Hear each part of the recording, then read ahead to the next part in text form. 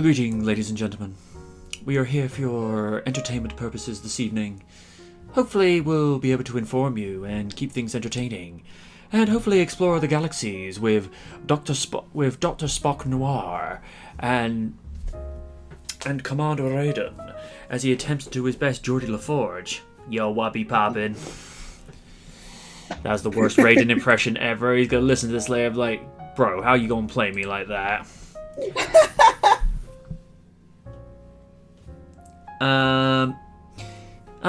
Dan has just popped an interesting question right off the bat.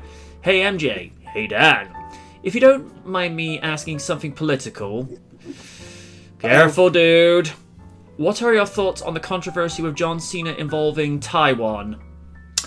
My answer to that is no comment during a live stream. I will say off air, but not on air, because he kind of caused a shitstorm. So I even asked.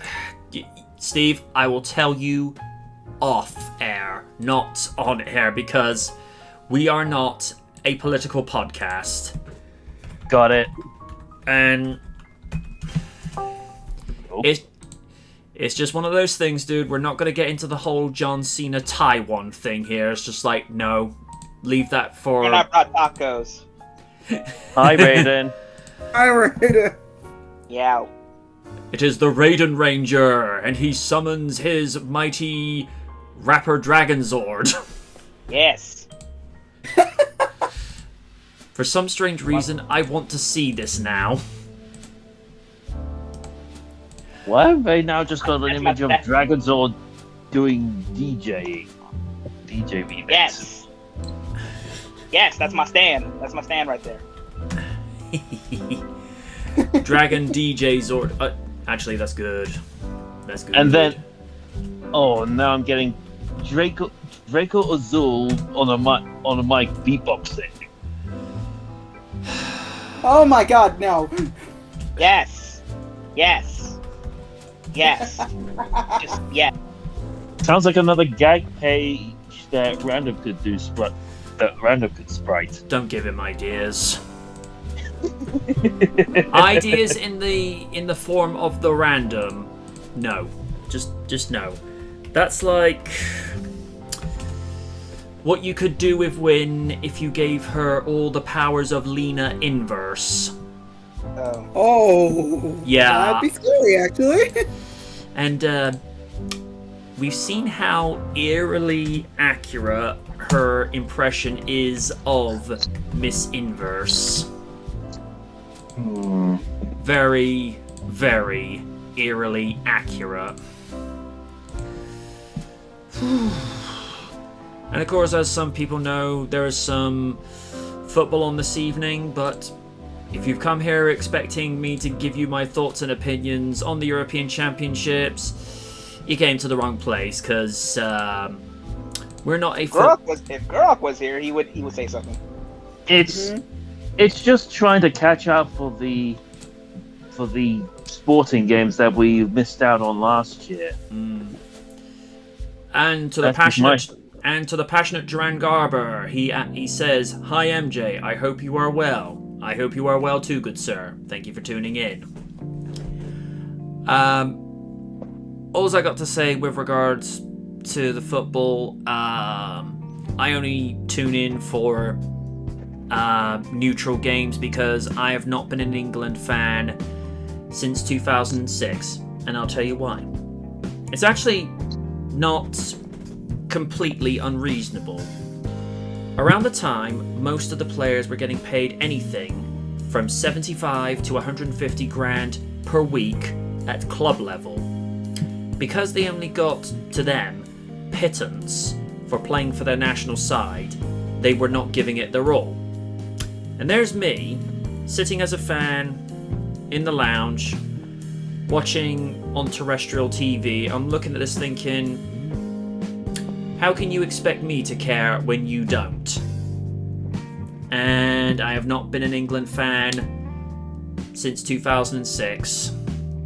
I'll say this much, for their performance in the 2018 World Cup, I'll give the boys their due. They actually pulled off a decent performance with a good team, but I've stayed away because if I'd come back to support them when they actually start winning, that will be seen as hypocrisy and glory hunting on my part. And here's a little thing that they don't tell you with regards to integrity and dignity. People respect you more for sticking by your decisions, even though people wouldn't think less of you for going back against it. I have not gone back to England to support them because I made my decision, and I'm stuck with it. So kind of like random not fucking around with YouTube. Well, here's the thing. Random is appearing on Kaiju's podcasts, but I'm not going to explain the reasons why because he's told me some stuff on the low. So that's IRL. Yeah, that's between me, him, and what he told Kaiju. You know, Kaiju doesn't know that he's told me, but at the same time, you know, when a brother tells you stuff on the low, you don't go spouting it, you know? Of course. Dan goes, MJ talks about football, meanwhile, I'm the one confused American who thinks he's talking about the sport with John Madden. Okay, for the benefit of Dan, it's damn soccer! And funny I don't thing, know why. No, funny sorry. thing, it was actually in the 19th century. It was actually an English person who came up with the term soccer. It is not an American invention. Oh, It's not, because even like Mexican Americans call it football too, but we call it football, like FUTOLL. No, I'm spelling it wrong. FUTL. football. Ball? Exactly. I know. Yeah, I know Asa's very passionate about his football, but all I will say is he's not a huge fan of Mexico, as he's originally from Argentina. I'm not going to get into the specifics of that. I'm merely saying he's not a fan of Mexico. I'm in Discord chats where, in some sentences, motherfuckers be going at it when it comes to football. You know, like Barcelona FC, blah blah blah, all that shit. It's crazy. You should hear what he thinks of Italy. He Type that for me, please. He refers to them as. Uh-oh. Ha! Okay. Oh god. Okay, I'm not touching that with a 10-foot barge pole. No, I wouldn't either. Whereas if that was Eddie from Bottom, it'd be like, ooh, 10-foot barge pole. Where would you like that, lovey? But this is Eddie. This is Eddie we're talking about. I need to go back and watch more Bottom. God, Yeah. MJ, I have blame you, and I thank you, MJ, for putting me onto it, because, oh my god, I cannot stop laughing. Alls I'll say is, watch Bottom Live 3, Hooligans Island. You'll be needing an oxygen I tank. think you showed me that. Alright. Yeah, you did. I remember that. Oh god. Okay then, an arse oddity. Oh my god. There is one line. It's just very subtle. And I think within character, I don't think the character of Richie is intending it the way Eddie interprets it. They've gone down this chute into this, what looks like a sort of a metal prison. It's like, Eddie, there's no other way. We're gonna have to crawl out the holes we came out of. I don't think my mother will be too pleased.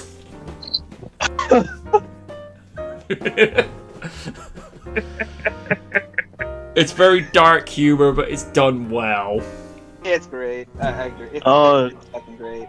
Yes, Sean. the young ones. Oh, God. I'll tell you this much.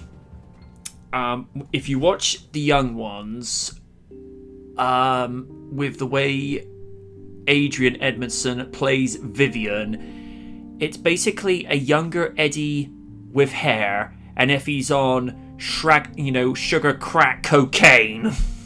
Oh yes, I ended up discovering that when I was at uni. And most of that stuff was actually shot in Bristol. Because there's one episode where they're supposed to be going off for University Challenge. They start out outside of a shopping mall near Totterdown, Bristol, which is very close to where I grew up in the 80s. And then you actually see them go all the way down to Temple Meads railway station.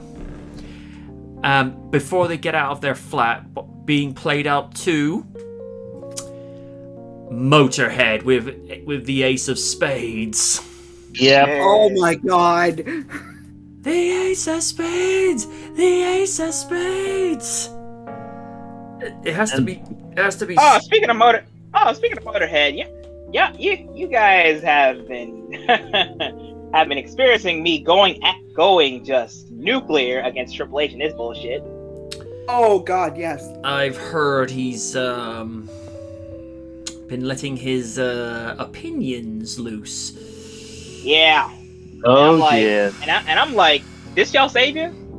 This y'all save it to own WWE with this bullshit with NXT? Nah, son. Nah. You ain't save it. You a fucking hypocrite. Does that mean everybody wants to see me back in control? Good lord, no. No. No. I mean, this is gonna be crazy, but there will be a time where we miss Vince. He's done a lot of bullshit, but, revolutionary. Hunter, however, not so much. Let me put. Also, Stephanie has been talking all that shit, like, behave.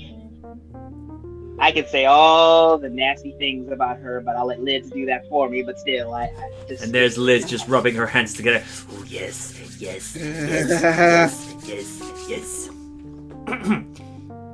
Can we just have younger Stephanie back? In what way, Oni? 2003. Oh yeah. 2003. Oh yeah. 2000 goddamn I'll take 3. her. I'll take that. Yeah. T.I.B. That's all I gotta say. T.I.B. Mhm. Also, I'm gonna say with regards to Steph, with regards to a character, I think there she was at her best. In terms of promo skills, she wasn't irritating on the mic. She was actually coherent. Character-wise, she was competent. And how you doing? Yes. And John Cena, you lucky son of a bitch. Still can't believe she let him do that. Because during the time when Cena was slowly making the transition from heel to face, He was on one. the fact that Steph actually assumed the position and allowed him to slap her rear. See, Not sure how to take that. well, let's just put it this way. I don't think Steph was complaining too much because... No. And part of me wonders with Cena how much of that reaction was actually acting. I'll let you connect the dots on that one. Because I think at the time he was still married. She was married. She was now married to Triple H at the time, but that wasn't I until guess much later, 2003, after the first ever father versus daughter match. Okay, now I get it. But yeah, I can tell why she got away. She got away from the GM position after that. Yeah, and Vince wanted to put Triple H's and Stephanie's marriage on pay-per-view. They both told him emphatically, "Fuck off." No. And Triple H's father was actually his best man. Which I thought, that's kind of cool.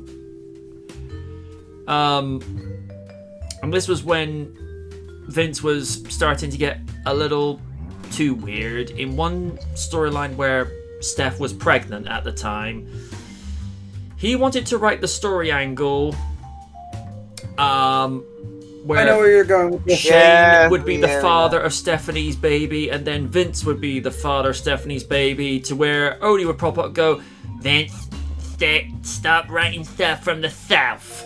It's what he told you enough before. It's disgusting. That is Alabama levels of wrong, and I don't approve of it. Only Rikaku, your next president. With awesome lady as the first lady. Oh no, honey, I'm gonna be the first Madam President. He's gonna be the first man. I'll be the first man. I'm gonna do cartwheels on the front lawn, just my gym shorts. No, You are not. Thank you. Oh, God damn it.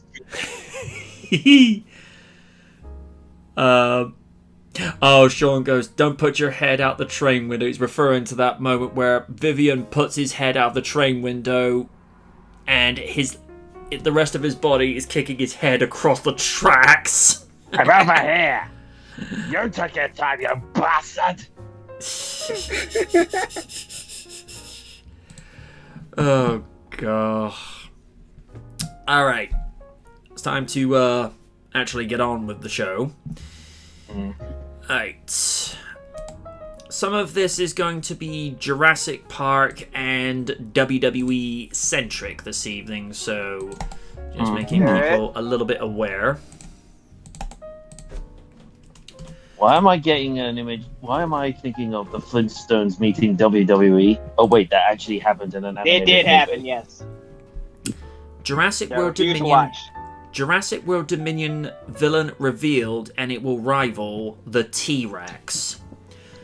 Colin Trevorrow reveals details of the Dino villain and its central rivalry with the Tyrannosaurus Rex. The last day or so has seen us suddenly bombarded with exciting updates, posters, and footage from director Colin Trevorrow's Jurassic World Dominion. Now that the man at the helm of the third and possibly final movie in the franchise, no it won't, has revealed the dino villain that will terrorize our heroes in the highly anticipated sequel, the Giganotosaurus, a monster that Trevorrow believes has ample reason to be angry. If you were brutally murdered 65 million years ago, you'd probably be pretty mad about it. The Giganotosaurus, who's the one that takes down our T-Rex, I knew that's the largest carnivore known to humankind, and I really wanted to make sure that we held her back to make sure we had a villain for the third movie. We are introducing a major villain and a rivalry in a lot of ways. An interesting and rather unexpected plot point that has emerged courtesy of both the newly unveiled footage and updates from the director is that the beloved Tyrannosaurus Rex will be something of a central figure in Jurassic World Dominion, about time. And so it seems will the rivalry between the T-Rex and the Giganotosaurus. For those who might be curious, the Giganotosaurus was a genus of theropod dinosaur that lived in what is now Argentina. During the early Cenomanian age of the late Cretaceous period, approximately 99.6 to 97 million years ago. This particular species of dino was one of the largest known terrestrial carnivores, but the exact size has been hard to determine due to the incompleteness of the remains found so far. The Monster Bash Me B movie style name Giganotosaurus actually translates to the much less terrifying giant southern lizard. Is this something about me? So expect that to be left out of Jurassic World Dominion. Oni's getting ideas right. I'm a giant southern lizard. I'm a giant southern lizard. Yes. Trevorrow has also touched on some of the other new dinosaurs that will appear in the movie alongside the warring Tyrannosaur and Giganotosaurus. The Morus intrepidus was the one that's eating out of the Giganotosaurus' teeth. It was only discovered a couple of years ago, and I'm sure it will probably popped into your feed if you follow dinosaur stuff. They called it the Tiny T-Rex. That's terrifying enough in its own right. And I just got fascinated with it immediately. That's one of the great joys of making these movies. I marched into the office and said, we're putting this guy in the movie. This is cool. It's fun. Dominion will bring franchise heroes Dr. Ian Malcolm, Dr. Alan Grant, and Dr. Ellie Sattler back into the prehistoric fray, with the characters played once again by Jeff Goldblum, Sam Neill, and Laura Dern, respectively. While plot details remain under wraps, the last movie in the ongoing franchise... No, it won't be the last movie. No. It makes money. Fallen Kingdom ended with several species of dinosaur now set loose upon the world, making it likely that Dominion will find the legacy characters brought in to help stop the prehistoric beasts and tackle the dinosaur rivalry alongside Jurassic World's Bryce Dallas Howard and Chris Pratt. Trevorrow recently described Dominion as a celebration of the whole franchise, as well as a combination of one story that's been told. Jurassic World Dominion is scheduled for theatrical release on June 10, 2022 by Universal Pictures. This news comes to us courtesy of Slash Film. Okay. Sean says the true villain of Jurassic Park world is Hollywood. No comment. In some weird way, I'm kind of glad that the type of antagonist is shifting back to a dinosaur and not evil corporate stereotype of the movie. Week, villain, month, year, whatever your preference is, the insert, because it literally is going to be a Jurassic World in the sense of the planet, and not just, for the fact it sounds good as a theme park name as it was for the 2015 movie, which, by the way, yesterday that movie turned 6.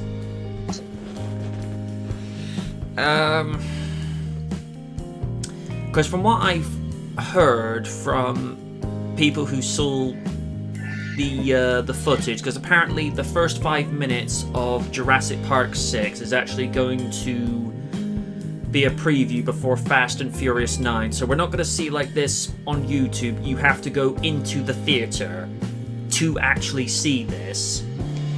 This movie is actually going to open up in the Cretaceous period, where we're actually going to see natural dinosaurs and not genetically engineered ones. The T-Rex has a fight with a Giganotosaurus, has its neck broken in a very similar style to that of the Spinosaur, still salty, and a single mosquito will feed off of the dead carcass of the T-Rex and then get covered in amber. And the impression that I'm getting is that somehow these two are going to recognize each other from afar. Now, I realize that's a bit far-fetched, but considering in the last movie we had a T-Rex give a Velociraptor a blood transfusion, I think the idea of trying to keep things central and... Let me just say that shit had me annoyed the whole damn movie. Like, how? Exactly. If it had been a Gallimimus, a Utah Raptor, or even a Deinonychus, which is a much smaller theropod than that of the T-Rex, I would have accepted that.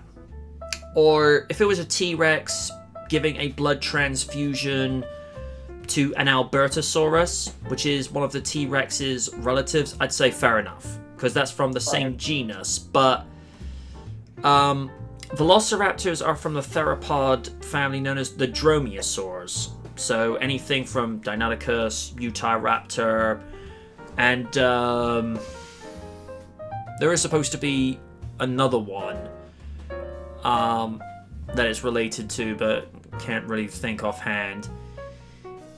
If they had gone with that, that would have made much more sense, because it'd be like giving a blood transfusion from a dog to a cat. There's too many uncertainties and too many variables. If it had been from a lion to a tiger, there'd still be some complications, but there'd be enough similarities for it to work, because it's in the same context. If humans have a blood transfusion, you have to have the exact blood type, because there is a strong chance if you have the wrong blood type, it could kill you, or you just live with complications for the rest of your life. So in that context, it probably would have been more humane just to put Blue out of her misery, because she was the last to, for all we know, she was supposed to be the last living velociraptor on the planet. But they're not telling us everything about Site B, because we are supposed to be getting a 4th season of Camp Cretaceous where they've taken a wrong turning and they actually end up on Site B, and apparently there's another Scorpius Rex, and I'm like, I thought they took them out with the 2 that got crushed by what remained of the visitor center from Jurassic Park.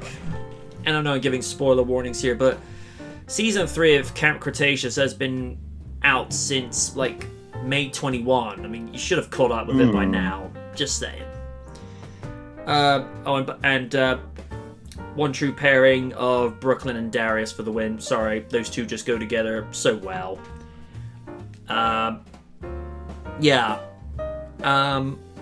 You look at a movie like Jurassic Park and then compare it with Fallen Kingdom.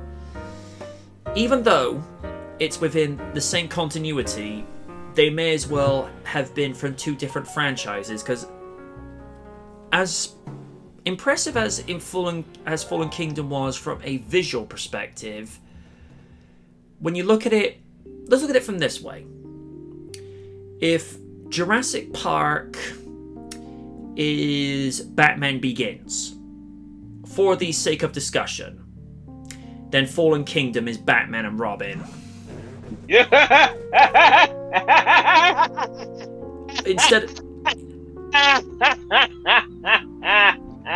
Although instead of bat nipples on the T-Rex, you'll get raptor nipples.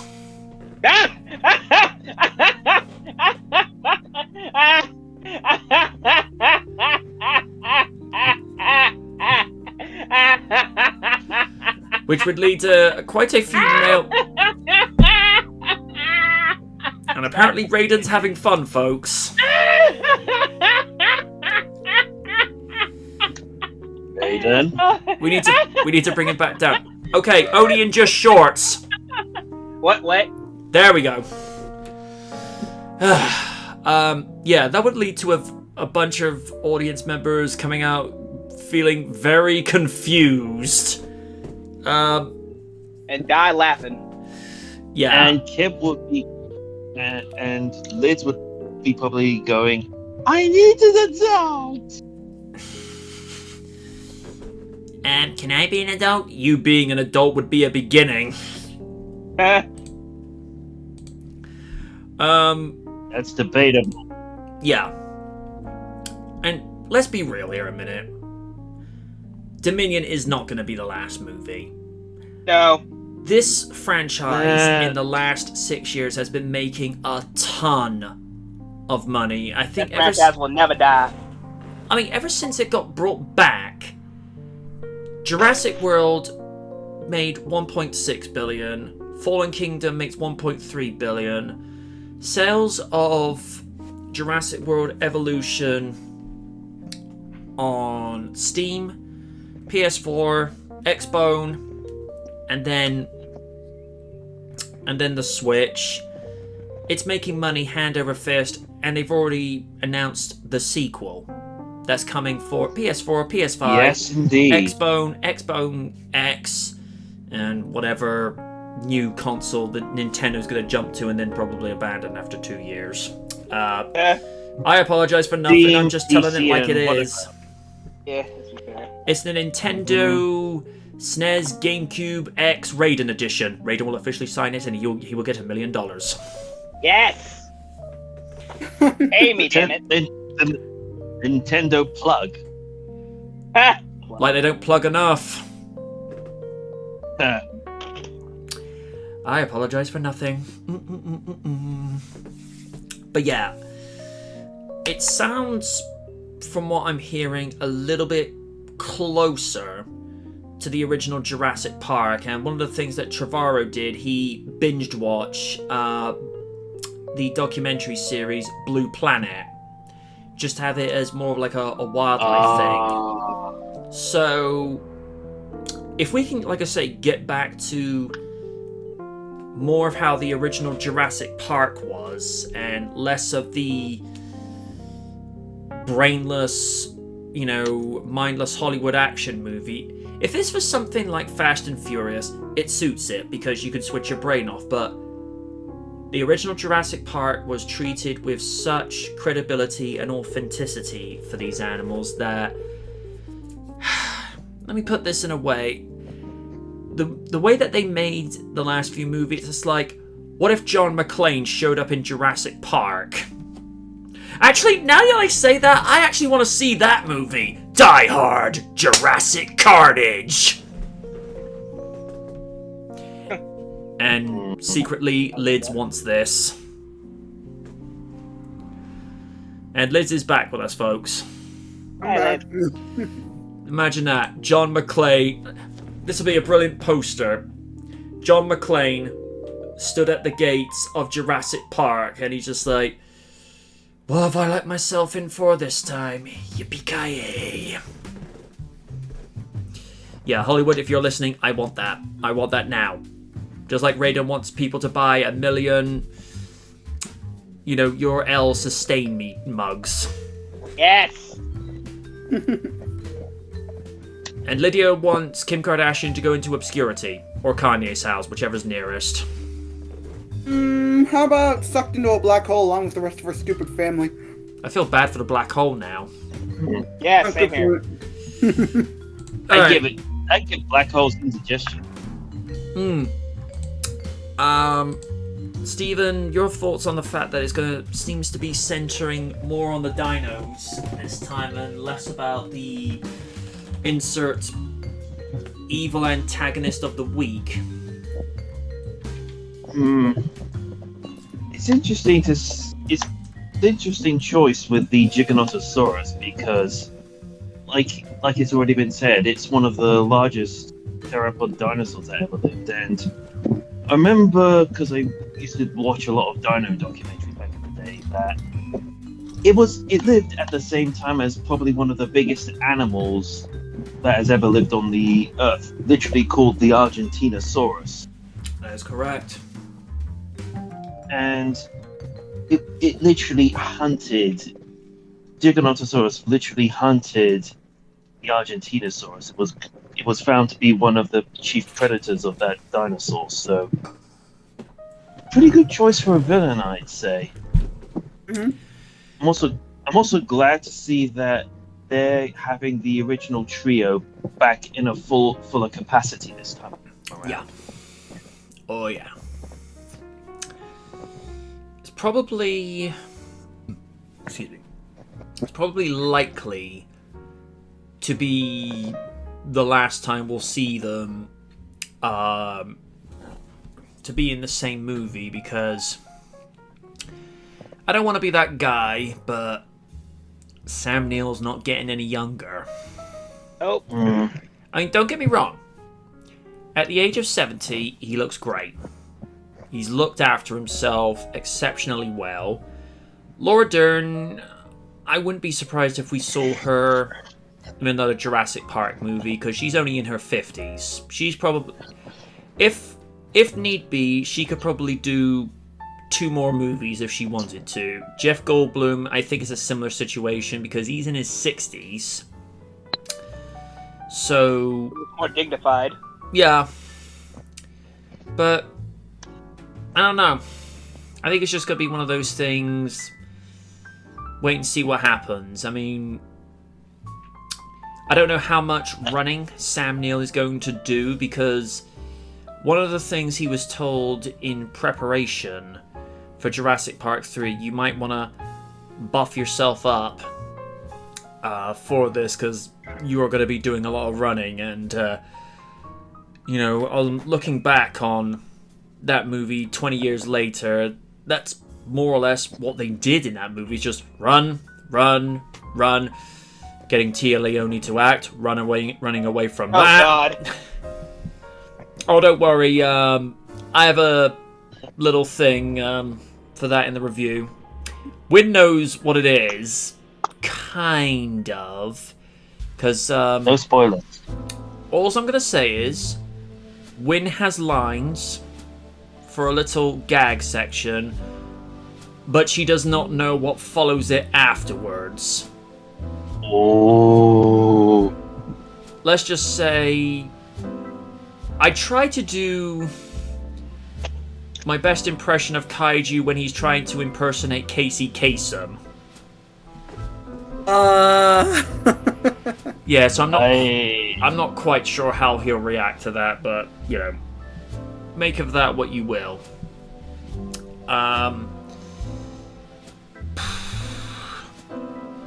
Yeah.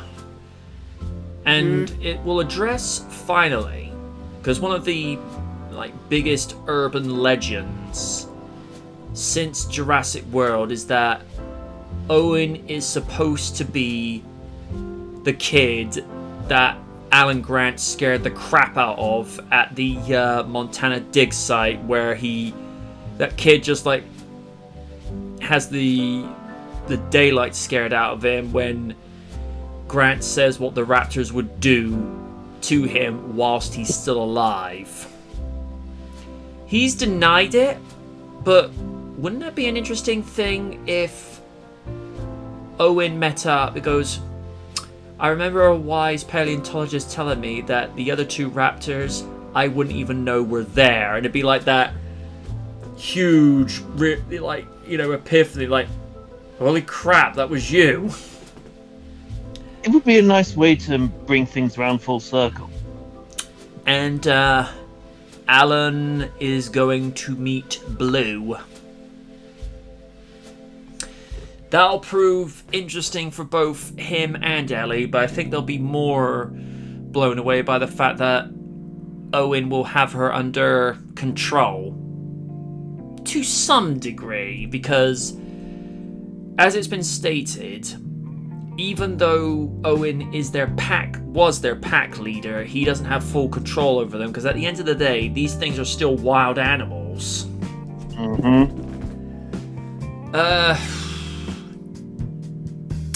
Lids, your thoughts on the fact that it's seemingly going back to a more grounded-based storyline? I mean, that's fair. It's like you can only do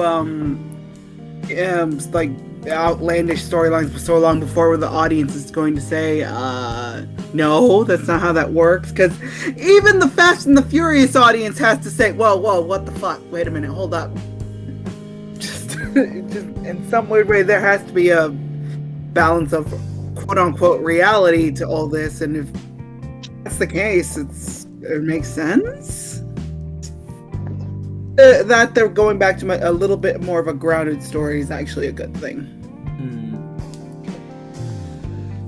Mind you, you mentioned Fast and Furious. They did kind of confirm to us in the trailer for Fast 9 when you see Tej and Roman Pierce seemingly going to outer space in a Pontiac Fiero. Yup, I saw that. They're going to space! Oh. Well, at least somebody's, fantasy of the idea of them going from Power Rangers Turbo to Power Rangers Turbo in space will somewhat become a reality now. But here's the thing, guys, you won't be able to use nitrous on the moon. Just saying. I mean, you could do some type of racing on the moon, but you'd have to do that with something akin to Thunderbird 3 and, not having a Dodge Charger up on the moon, because there's no oxygen for those vehicles to breathe, because the car needs oxygen in order to function properly. Which is making that... What's next? Are they gonna do... Go on. What's next? Are they gonna do high-speed chases underwater, at the bottom of the ocean, or in the center of the Earth? No. Next up, it's time travel. No, they already did that with that with that fake teaser trailer where what if Vin Diesel was in Back to the Future Part 4 and it's Back to the Past? Oh no, Fast to the Future. Don't get me wrong, Back to the Future done with... See you in a bit, Sean. Back to the Future done with the type of visual effects of Fast and the Furious, it would be intriguing, to say the very least, but as we've said so many times before, Back to the Future's visual effects are fine just the way they are, even though that movie turns 36 this time next month. But as we've said so many times before, that movie is timeless. It relies more on the story, nuances, and the character chemistry between Marty and Doc, that the visual effects are just the icing on the cake. So, yeah. Oh, and Colin Trevorrow has commented on the possibility of a Jurassic World Fast and Furious crossover. He says, I don't know about that, but I don't want to stop the memes from happening. Because he's just having fun with it on Twitter. Of course he is. I mean, Fast and Furious 13, Jurassic Chargers. Oh God, sounds like a 90s animated series. Yeah, why not? At least it would have fun. Well, it would work, and it would make a good tour line. True. Yeah. I still say I want to see a Jurassic Park Knight Rider crossover, but that's the biased fan of me, of both franchises. But make it from the original Knight Rider's perspective, because as much as I love SG, it did kind of go a little bit overboard with some of the over-the-top aspects. Mm. And apart from that, go on, man, go on. No, instead, go on. In terms of crossovers, there's still high rumors about Transformers Jurassic Park crossover toy coming in the works, and it's rumored to be Rexy. Nice. I wouldn't mind that. Saw that coming. As for me, like I say, I'd love to see a crossover with the former, just so I could say, well, you just jumped the Rex. Because people have jumped the shark enough times, it's like, well, you jumped the Rex this time. And also, if they could have it to the shot of, the moon from the E.T. poster, so instead of E.T. flying over the moon, it's just the T-Rex in the background, but you see Kit turbo boosting over Rexy. I can dream. I still, full kudos to the guy who did this one parody poster. You see E.T. with Elliot, flying in front of the moon, and then Iron Man just goes right past them and makes them fall out the sky. I'm like, oh, for goodness sake, Stark. It's one of those you have Damn it, Tony. I know.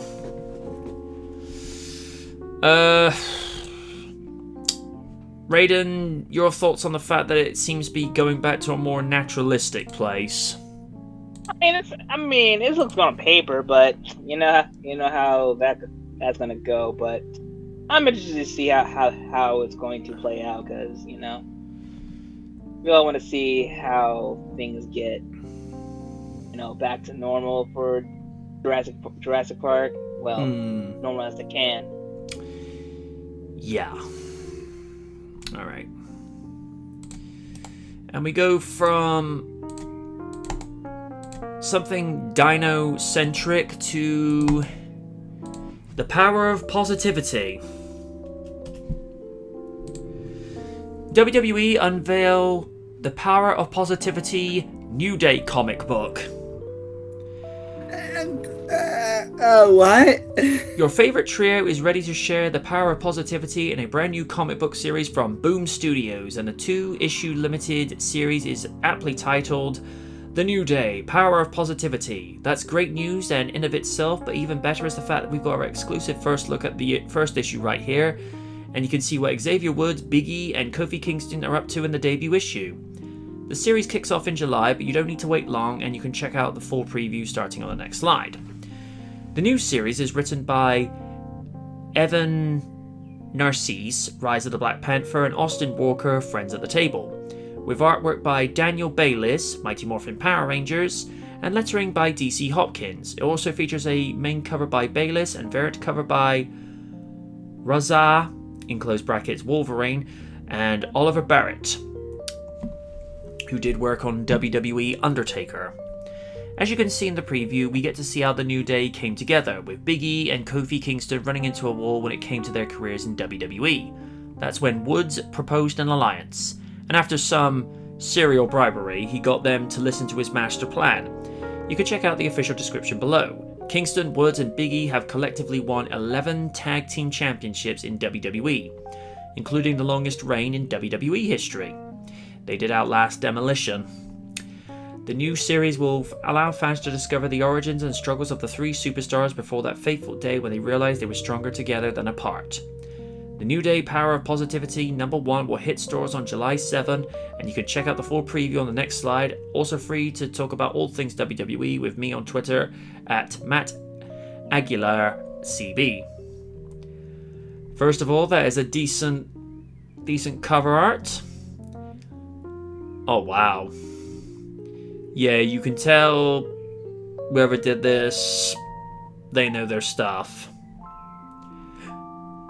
I like how you got Xavier Woods working out formulas, because, well, the man does have a PhD. He does have a doctorate. Oh, wow. That was good. Oh, wow. Yeah. Yeah, it looks good. Wow. Yeah. Very decent. Well, you know, it's by Boom Studios. Yeah, you know they're gonna kill it. Yeah. Well, especially the run they did with the Power Rangers story, where the Rangers are actually drawing from Tommy's power coin, so you get a green Tyranno Ranger, a green Pterodactyl Power Ranger, and a green Tricera Ranger. You get the idea. And the idea of dragon. That's what they kind of did for the Kimberly Shot comic when Zack and Trini came back. He used that sort of power thing, and they gave him new threads.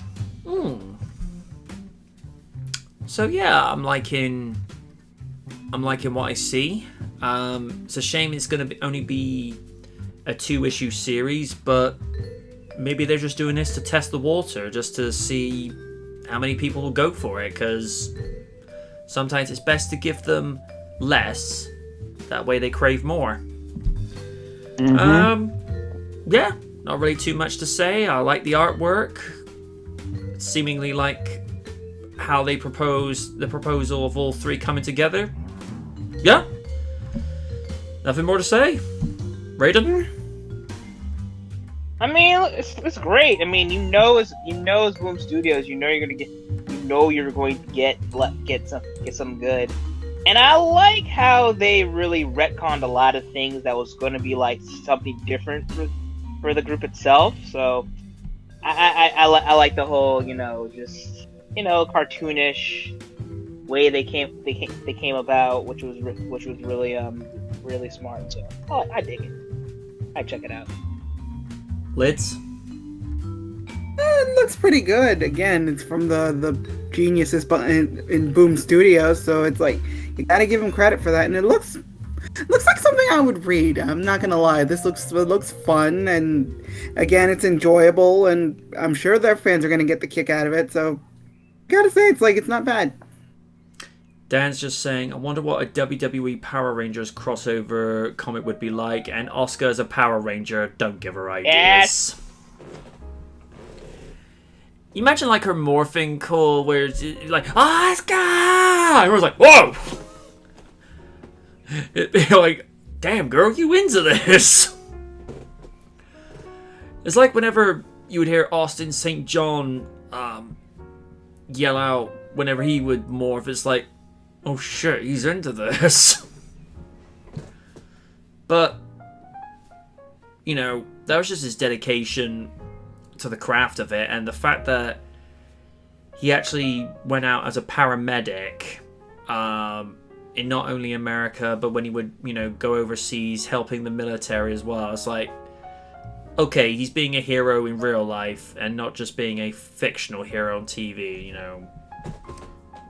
That's something to be proud of. And Sean says he's back. Hey, dude. What do you think, Steve? Have to wait and see, I guess. Alright. Alright. Going to segue away from dinosaurs and WWE a moment, because now we're going under the sea. Oh! And no, it's not Stingray either. The Little Mermaid set photos bring first look at Hailey Bailey as Disney's Ariel. Has to be said, I like in the top shot, the Photoshop work with her being given the red hair, alright, it could have been refined a little bit more, but for the most part, it's a good look. Candid Little Mermaid shots show Bailey wearing a CG tail suit as she sits on the beach with Jonah Har King, who plays Prince Eric. One of the most anticipated of Disney's upcoming live-action reworkings of their own animated classics is The Little Mermaid.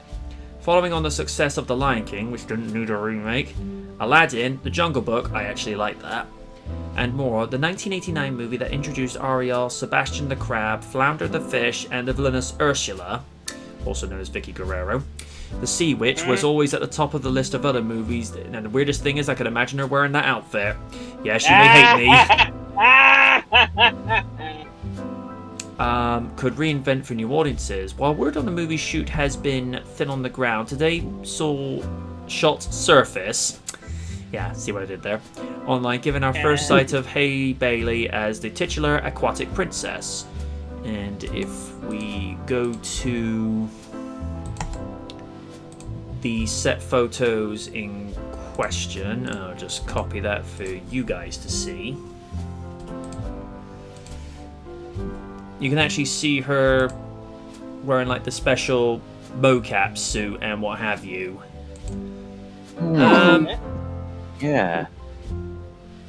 For the most part, it looks intriguing. Hailey Bailey is best known for her role in the ABC family's Grownish, and her casting in the movie... Great show. Okay. Makes her the first black actress to play the character. Further announcements revealed David Diggs would be voicing Sebastian the Crab. Jacob Tremblay provides vocals for Flounder, and this pains me a little. Melissa McCarthy in the role of Ursula. Guys, that's way too obvious! He goes on to say, okay, it pains me a lot, but it is what it is. That's my line, you owe me money.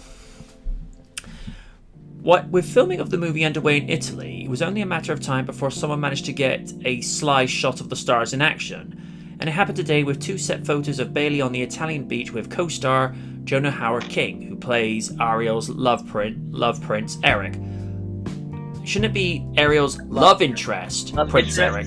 Yeah, I was gonna say I was about to say, what the hell? It's like Ariel's love prince. It's like, that doesn't sound very Disney. That sounds like adult Disney. It will appear to be sounds like Touchstone. In what appears to be rehearsals for scenes we would expect they will be filming for very real soon. I like the fact they're doing practice shots, simply because this is a method they also did with 1992's Bram Stoker's Dracula. They would actually do rehearsals rather than make them learn their lines before. It would actually do the sort of thing where it's it's muscle memory. So, I don't have a problem with this.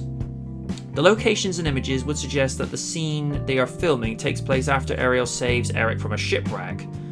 The images show Bailey wearing a CG suit, which means that much of her aquatic form will be created in post-production. Just a few years ago, having a character mostly made from CGI would strike fear into us, but with recent leaps in technology, the results should be stunning. That kind of thing, though, we'll have to wait until we get a trailer sometime in the future. For now, we have to make do with the slightly blurred images we have today. Whether there will be more little tidbits like this coming in the next few weeks, now that shooting is clearly in full swing, we'll have to wait and see. But as with many Disney properties, fans will take anything they can get. The Little Mermaid is directed by Rob Marshall, who is no stranger to musical features or Disney. He directed the Oscar-nominated movie version of Chicago back in 2002, Into the Woods in 2014, and most recently Disney's favourite nanny back to screens with Mary Poppins Returns, and from what I heard, people did not like that movie. I refuse to see that movie. If it's not Dame Julie Andrews, I ain't interested. Just saying. Scripting on the movie is by Jane Goldman, whose range of genres has included the fantastic fantasy of multiple X-Men movies, horror with the Woman in Black, I heard that was real creepy scary, the comic book comedy Kick-Ass, and the most recent adaptation of Daphne du Maurier's Rebecca. Songwriter and Disney stalwart Alan Menken is once again returning to add 4 new songs to his original soundtrack, which included classics such as Under the Sea and Kiss the Girl, as he did for the live-action Aladdin and Beauty and the Beast remakes. Which I might add that Beauty and the Beast remake was total and utter crap. I apologize for nothing! Oh god, that's... I will say Emma Watson cannot sing. Although I will say this, I did like Luke Evans as Gaston. I feel like he was one of the very few who was trying. Plus, he's a good actor. There is currently no release date for The Little Mermaid, but we expect it to arrive sometime late in 2022. All I'm going to say for this, if you're going to have Hailey Bailey as Disney's Ariel, then as King Triton, Idris Elba. Make it happen! Yes. Because ye will own that role. Either that... Oh no, imagine Samuel L. Jackson as King Triton. Actually, I want that more! That's like... You imagine him, it's like... Ariel... It's like, Daddy, I want to go with the human prince. You ain't going with this motherfucker! I want that. I want it. I want it now.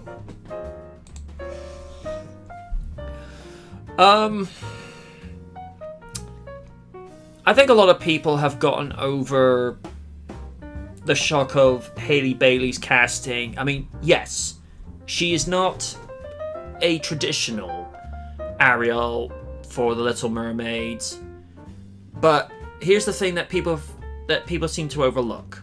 If they want to watch the original animated movie from '89, you can still watch it. And plus, the animation for that movie still holds up so well to this day, considering that was an '80s movie. There's a reason they say it helped kickstart the Disney Renaissance. Yes, it did. It did. Although, had Roger Rabbit not happened, would you have had The Little Mermaid happen? Make of that what you will. All I'll say for this is I'm willing to give Hailey a chance. As long as she can knock it out of the park as Ariel, I'll let her acting do the talking for her. Because according to what our own Sam Jackson here has had to say, Hailey's a decent actress, and I think I can get away with this. I think I can say this without getting into trouble. She's cute. Yes. Yeah. Wouldn't it be the cruelest thing though if somebody did this like a parody version? They had Chris Rock as Flounder.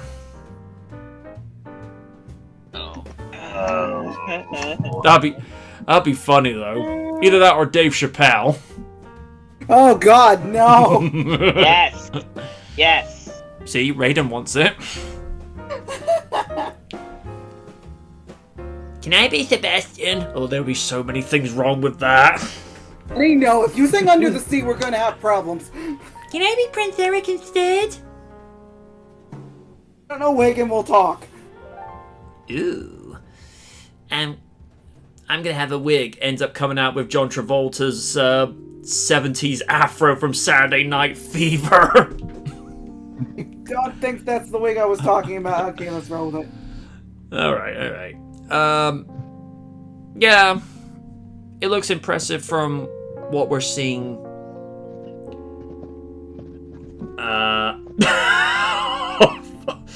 What? Oh god. What is it? Oh no. Dan's just saying, I think he's saying like this either as Chappelle or Chris Rock if it was Flounder. I'm not reading that out. Oh. I ain't reading that out, man. No way. No. I'll do it. Oh, no, God. That, and I just seen what he wrote earlier in the chat. All right, I'll do it. I'll take the bullet. Where the whitefish at? He said it, folks, not me. I'm not having any part in that.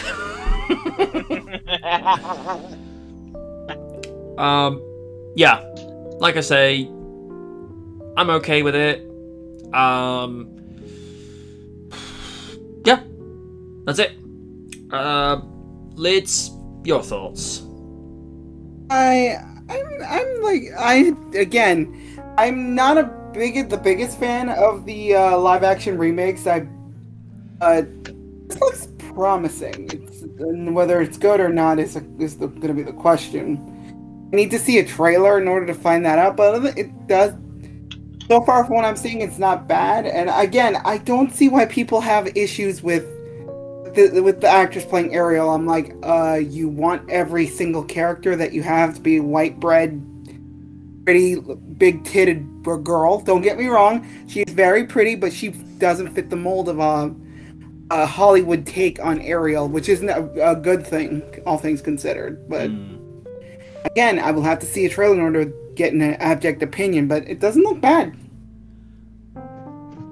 I think one thing that they ought to do at the very least as a way of winking to the fans of the original, at least have like one moment where you see Jodie Benson like walking by, hears the sing and goes, that's really good, that's really good singing, and then just sort of look to the camera as if to say, you know who I am.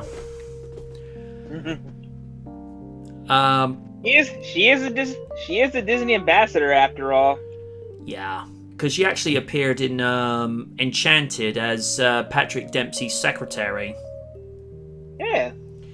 And whenever there's been any movie project where Ariel shows up in, she always comes in to reprise her role, including in Wreck-It Ralph 2. Oh, yes. And she was Aqua Girl in Batman Beyond. Yep. Oh! Yeah. Also, wasn't Prince Eric in the original Little Mermaid voiced by 90s Spider-Man? Christopher Daniel Yes. Barnes, and he was 16 Barnes. at the time. Wow. Really? Yep. But when they did the sequel many years later, he was voiced by Rob Paulson. Hey, Rob Paulson can go. God! Zod! Yeah, but to be fair, I think at the time when they made it, Barnes just wasn't available, and I think the sequel was something like maybe 5 or 6 years removed. And then they did a third movie where it was Ariel's origin. I'm like, oh goody, another prequel. Yeah. I'm Not only, how mom died. I'm only for prequels if you feel like there's not really a lot of the character's origin spoken of in the first movie. I mean, with Star Wars, I get it to a point. But with The Little Mermaid, I think, you can tell most of Ariel's story in that without the need for a prequel. I do want to see one iconic shot transferred over from the animated version to the live action. When Ariel's singing, Be Part of Your World, where the last part of the song where she goes up to be on the rock and she parts the waves just as she's finishing it, that needs to be carried over into the live action version. Not necessarily 100% shot for shot, but they do it in such a way whereby it's respecting the original, but it's doing its own take. If that makes any sense. And for context, guys, don't do it like 2009's Blood the Last Vampire did with reenacting the ending scene with Saya taking out one of the chiropterans on the C-32 plane, because they literally copied that note for note. And fans were pissed!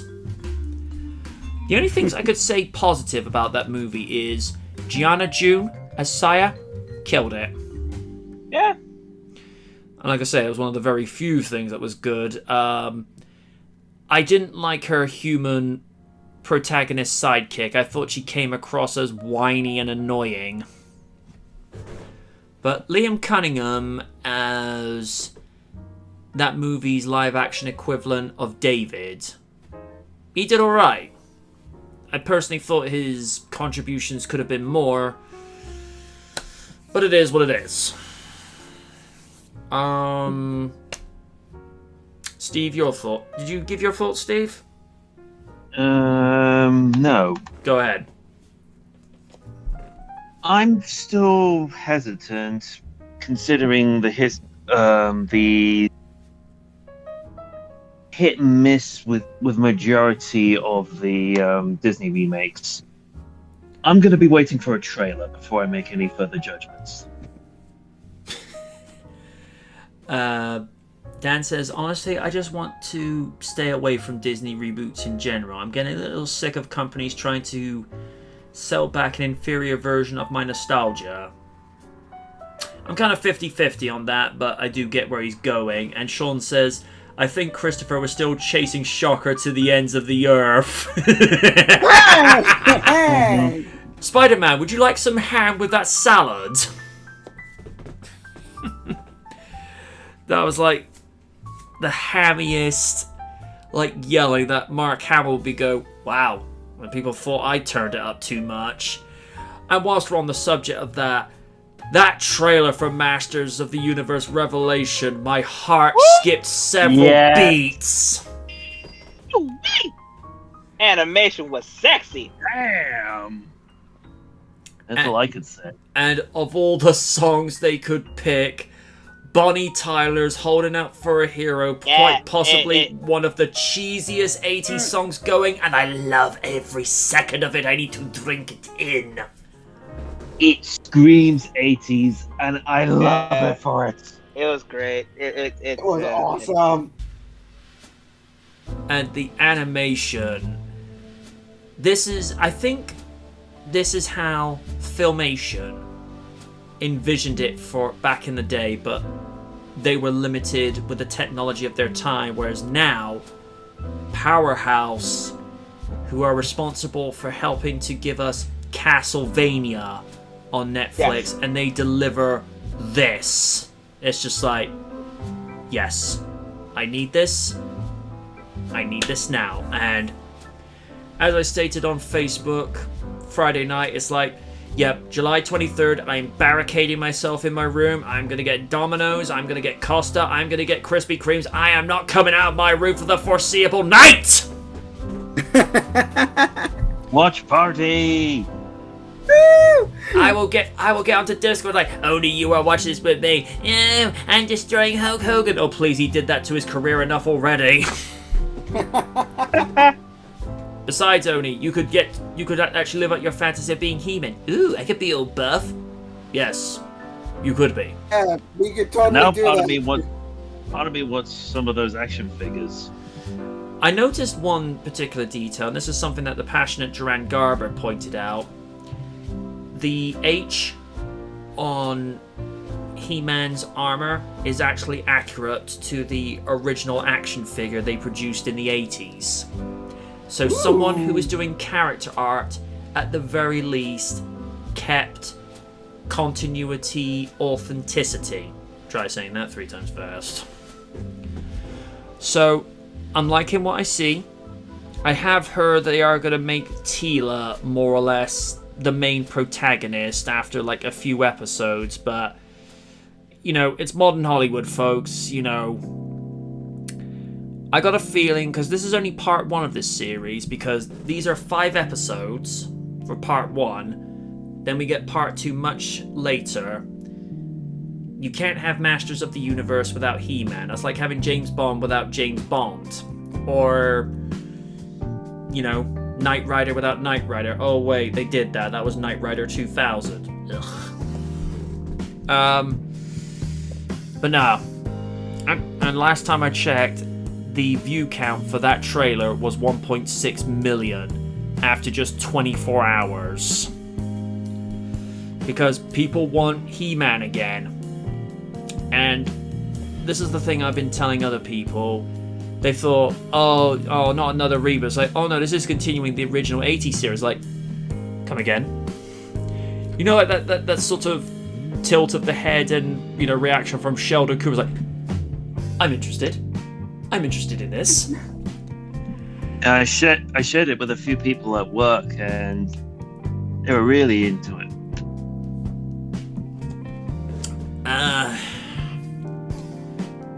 As long as it delivers. I mean, and Dan is just saying, the trailer was awesome, but I'm a little concerned the possibility that the show might end up sidelining He-Man and take focus away from him. Dan, it's modern Hollywood. As Wynn has said time after time again, the proof in the pudding is in the eating. And I don't think they're necessarily going to sideline He-Man permanently to say, oh, this is going to be like the female version of He-Man. There's this little thing called She-Ra, you might have heard of. Yeah, they already had an animated series of that. We don't need another one. And they already had an animated series in the 80s as well. Mm-hmm. Like I say, I'm just going to wait and see what happens. Yeah. Lids, what was your reaction when you saw the trailer for Revelations? Well, to be fair, I got the message from, I believe I got that like around after I got off work, and I'm like, what the hell? After watching, I'm like, as soon as they queued up I Need a Hero, I'm like, shut up and take my money. I already had a Netflix subscription, but shut up and take my money again. But I think the moment that it sold me was like hearing Chris Wood say, I have the power, where it's like, I was really leery about him. It's like, oh, is he going to be good as He-Man? When as soon as he said that, I'm like, sold. I'm sold. It looks good, and it's like, I look forward to seeing this. It's just, like, again, there's a lot of stuff coming out on Netflix that I want to see, and like, and still haven't watched yet, so we shall see. I'm going to definitely be watching this. If you want to watch also a similar animation series, I do recommend Defense of the Ancients: Dragon's Blood. Really well done. Yoda?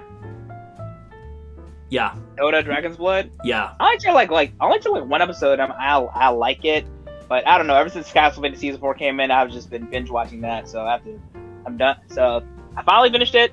Castlevania, I mean, I'll definitely check that one out, because for some reason the main character reminds me of Guts a little bit.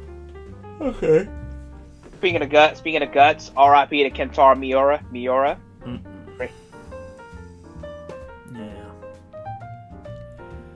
Because I got done watching season 3 of Camp Cretaceous again. What can I say? I love that show. And this, Dragon's Blood came up, and I'm like, okay, I'll I'll watch some of this, and very well written. Voice cast from Yuri Lowenthal to Lara Pulver. You'll know her as Irene Adler, aka the Woman, from the most recent version of Sherlock. And you have Tony Todd as the dragon Skylar. Yup. That's how he says. No, Tony Todd's gonna bring it, aka Candyman. But the time. character I'm quite taken with is Lara Pulver's silent partner in crime, Marcy. She doesn't utter a single word, but some of her facial reactions and just how she communicates with people, it's just adorable. I mean,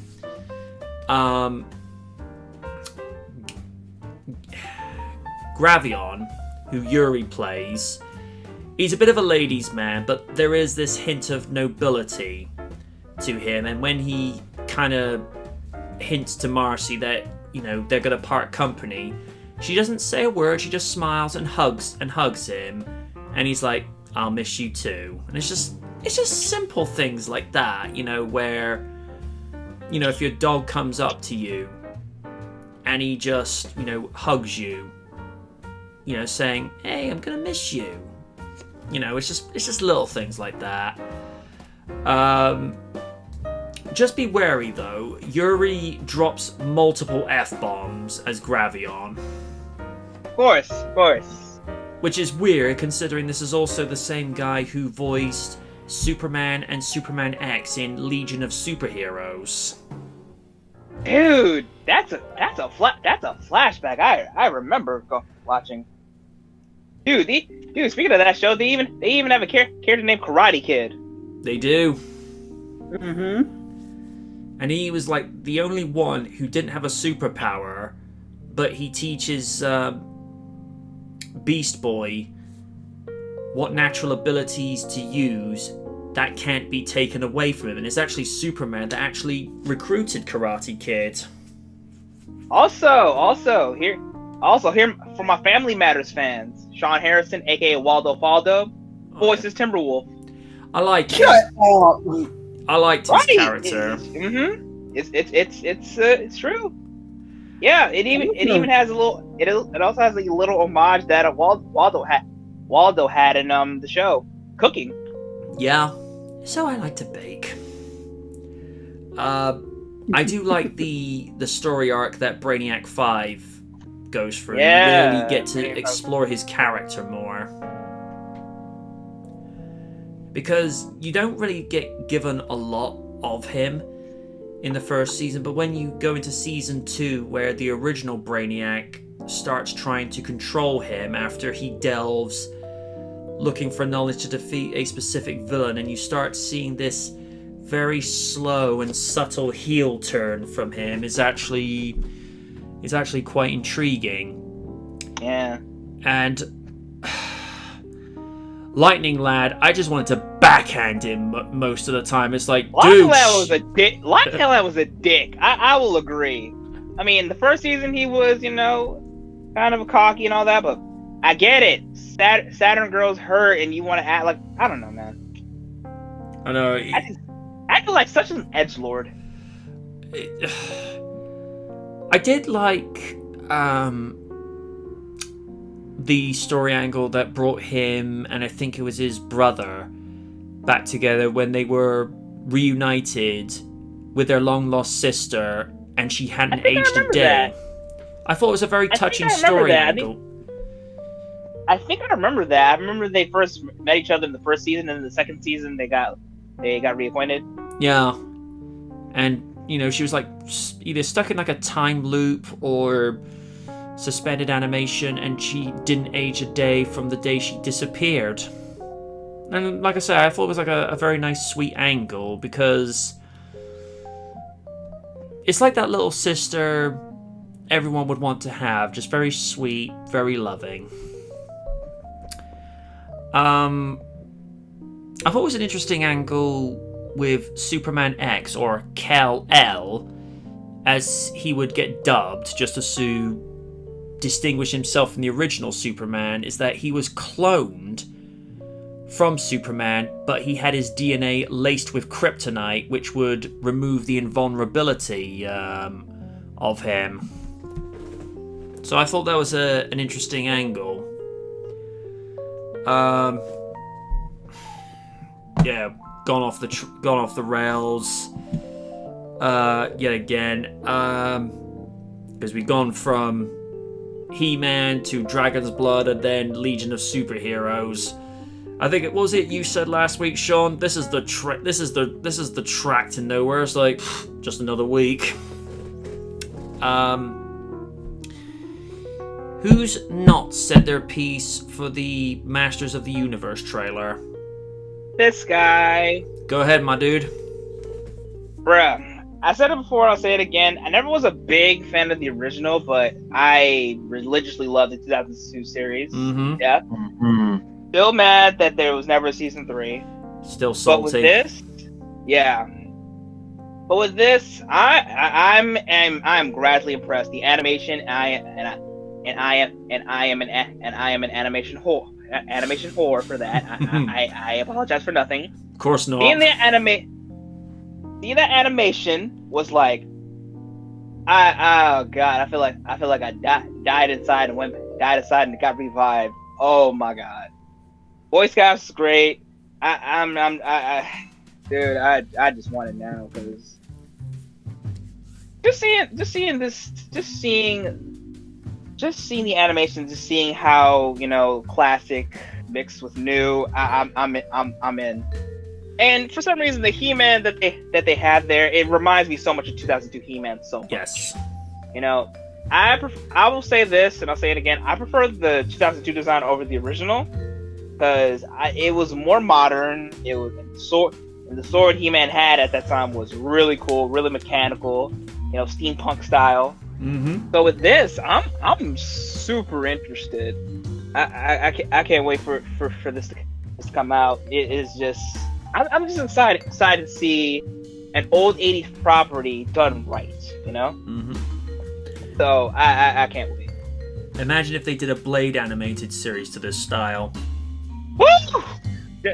I'm kind of already good on that because since they already did anime. Mm. Yeah, remember back in the day they did Marvel had a deal with Madhouse and they produced an Iron Man show, a Wolverine show, X-Men show, and Blade show. Nice. Oh shit, I forgot. I think X-Men and Wolverine are on Netflix. Oh, cool. If anything, I recommend the X-Men version. It's really good. It also has one of my new favorites in the X-Men franchise, Armor. Oh. Yes. Imagine for Lids, imagine if they did a Sailor Moon series to this style of animation. Shit. Shut up and take my money. Shut up and take all my money. Yeah. Do it. Speaking of Sailor Moon, I think Netflix is doing something with Sailor Moon. Oh yeah, they got Sailor Moon Yeah. Eternal, which is basically the retelling of the manga story of Super S.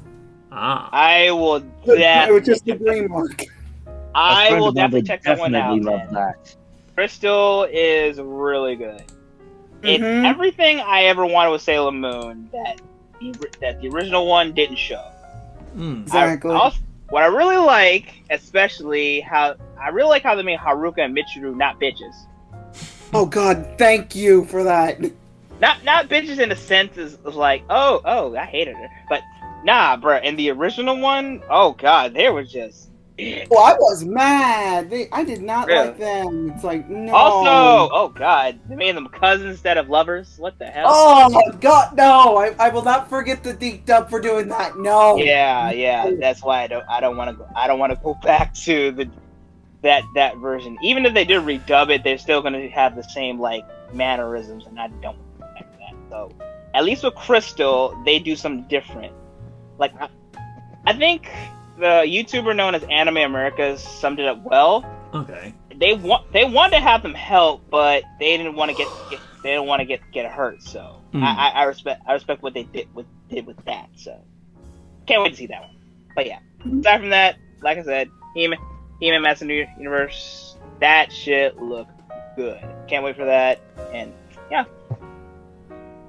Yeah, I mean, most people's comments I saw when the trailer went up, it goes, okay, I just went from 37 back down to 7 in the space of 2 minutes, and I'm like, you too, because I was always glued to the set whenever I would come home from school in the afternoons in the mid 80s when He-Man would come on ITV, just see Filmation go ding.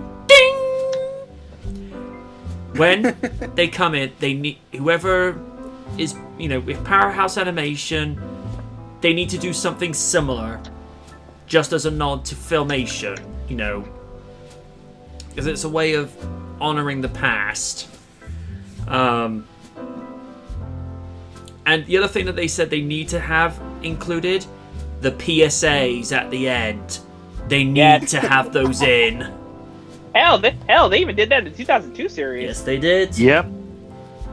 I like how they would do the PSAs in a way. It wasn't talking down to the audience. It was actually trying to be inspiring. I like the one where Cam Clark would say, the more you give, the more you receive. And it makes you feel good inside. And I'm like, yeah. Because what he's saying, it's just basic truth. You be good to people, they're good onto you. And although I don't say it exactly as Kendrick Lamar would say it, but there's something to be said for being humble. Or, as he put it, bitch, be humble. Basically. Bitch, sit down, be humble. Yeah, because here's the thing. I'm not going to get onto too much of a personal tangent, but 9 years ago, each one of you would have got me in the ring and said, alright, MJ, time to take a rock bottom, a stunner, a pedigree, an angle slam, a walls of Jericho, and a sharpshooter. Come on, bruh, you've been acting like a over-the-top a-hole for a while, because I had a bit of an ego problem 9 years ago where kind of let things go to my head with some of the stuff I was doing on Facebook, and I got brought back down to earth with authority. And folks, sometimes that's a good way to be humbled, because it makes you realize what you're doing wrong. And I remember something that Jason David Frank had always said, whenever you're praised or whenever you've achieved something, just be humble, because enjoy the moment by all means, but then afterwards get back to work. And the one I tend to subscribe to as well, if you stay modest, you stay honest. Because here's the thing, accept the praise, but just do a thing where it's like, thank you, and then move on, and you just keep your feet on the ground, because nobody likes somebody with a big head. Make of that what you will. Yeah, not too much of a personal thing onto that. Steve, you've already mentioned your thoughts about the Masters of the Universe trailer, haven't you? Mm-hmm. Okay, we'll move on. Okay, and now we're jumping back to WWE again. WWE. Oh no, this concerns SummerSlam. That's too much of the younger Chris Jericho talking there. 7 matches that could make SummerSlam bigger than WrestleMania 37. SummerSlam will take place. Oh wow! Is that for my birthday? SummerSlam will take place at Las Vegas's Allegiant Stadium on August 21. Allegiant, sorry. On August 21, reports of what WWE has in store for the show and have been floating around for weeks, but the latest one from at WrestleVotes made something abundantly clear. WWE wants this show to be bigger than the two-night WrestleMania 37 event back from April. But in order for that to become a reality, the promotion will need to pull out all the stops. How about just writing better scripts? Oh, I'm sorry, did I say that out loud? That means bringing back... It, bro. That means bringing back part-timers, lining up dream matches, loading the card up with solid matchups, and providing a main event so huge that even the most casual of wrestling fans would be interested. Here are 7 matchups that if WWE chose to book, would make SummerSlam the undisputed biggest WWE event of 2021. Are there any we missed? Let us know in the comments below. John Cena versus Roman Reigns for the Universal Championship. How about no? Mulligan. It's the one that is reportedly being reported as the show's headliner, and it's the second biggest match that WWE can possibly pull off right now behind Reigns versus The Rock. I would argue Stone Cold Steve Austin versus CM Punk would be better, but, you know, I just know what the fans want. It's a bit of a bummer that these two already had a changing of the guard match, singles match at No Mercy back in 2017, but Reigns' complete transformation over the past year will make it easy to forget that first match. The promos alone between these two would be incredible. Yeah, by the way, Roman, that's how to promo. Honestly, I've been checking the highlights of SmackDown. Roman's promo game has improved exponentially. I think it works better for him when he says very little. Also last week he killed Dominic. He did. Yeah, I was like, what the fuck? First things first. Well, effed him up with steel steps. He's fine. Yeah, he powerbombed him off the ring. Jeez. Yeah, but don't worry, he's fine. He's fine. Mind you, it's probably nowhere near as bad as what Undertaker did to Rikishi at Armageddon 2000, 21 years ago. Oh yeah, that. Honestly, that's light work. Yeah, he threw him over through a hay bale, but he's done other messed up things. He landed 20 feet off from the roof of the cell though, and Taker doing that sick smile with the tongue afterwards, like, dang it, Taker. If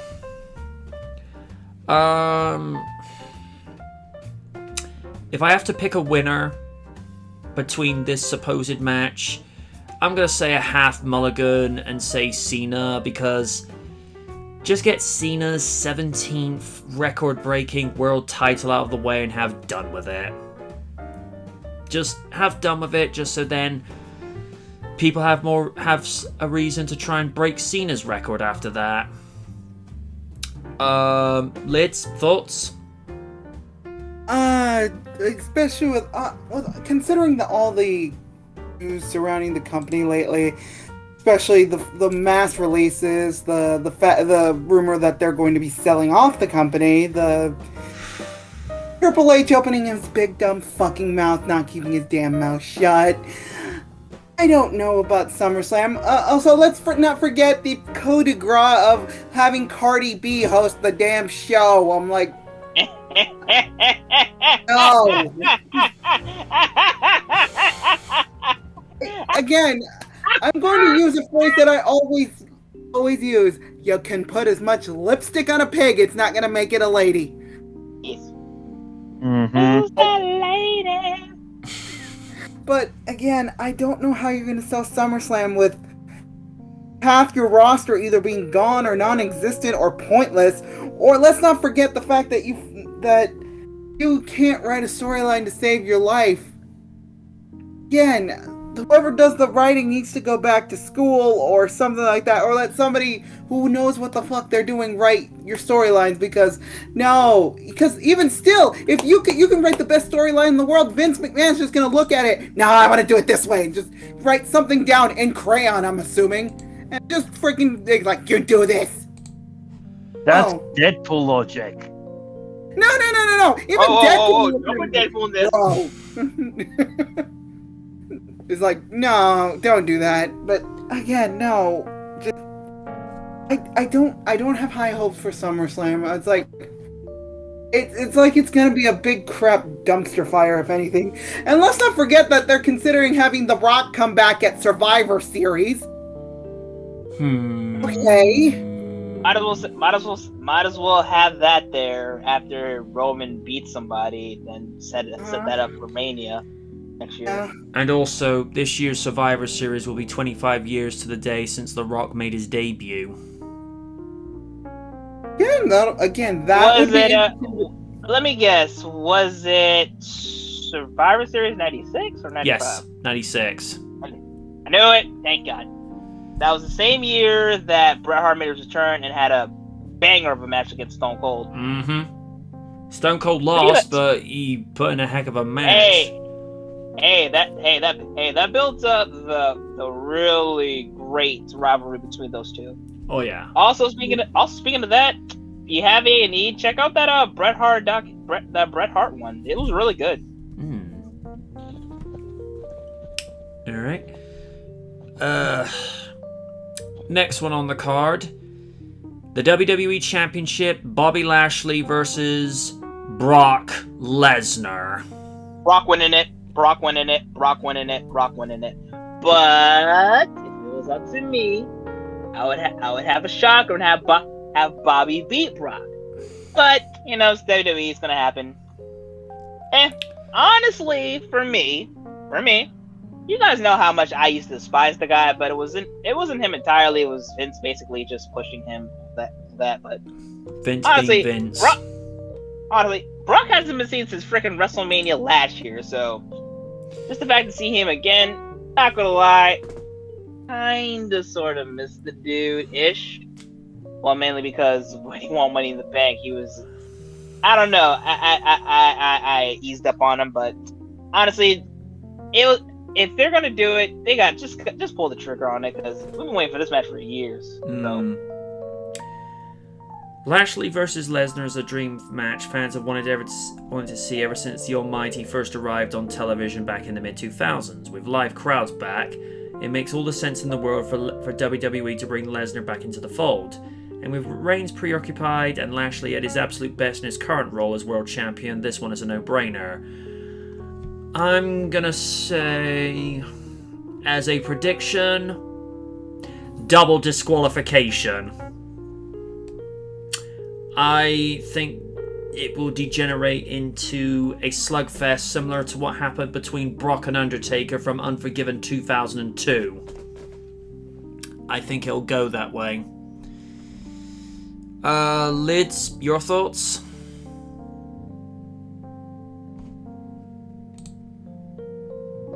Lids? What? Ah, there you are. Lids, your thoughts? What are we? What's? Didn't I give my thoughts on SummerSlam already? Lashley and Lesnar. I can see that happening. Again, like Raiden said, we haven't seen Lesnar in a very long time. They've been wanting Lashley versus Lesnar, and I'm like, you know what? Let's go at it. Why not? Let's do that. Again, they're probably more than likely going to try to put the belt on Brock again, but again, good Lord, we shall wait and see. Okay. But again, it looks like it'll be an interesting match, and actually, I think Brock will actually freaking put on his big boy pants and actually put in some work. Yeah. Jimmy John's big boy pants. Okay. One thing that's been talked about, Becky Lynch's return.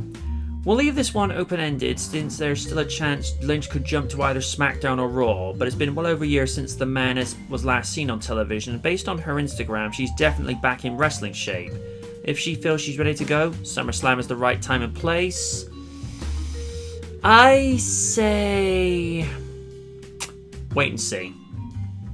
That's all I'm going to say, just wait and see, because I don't know. Raiden? Honestly, if anything, they're gonna bring her back right. I mean, I make no bones about it.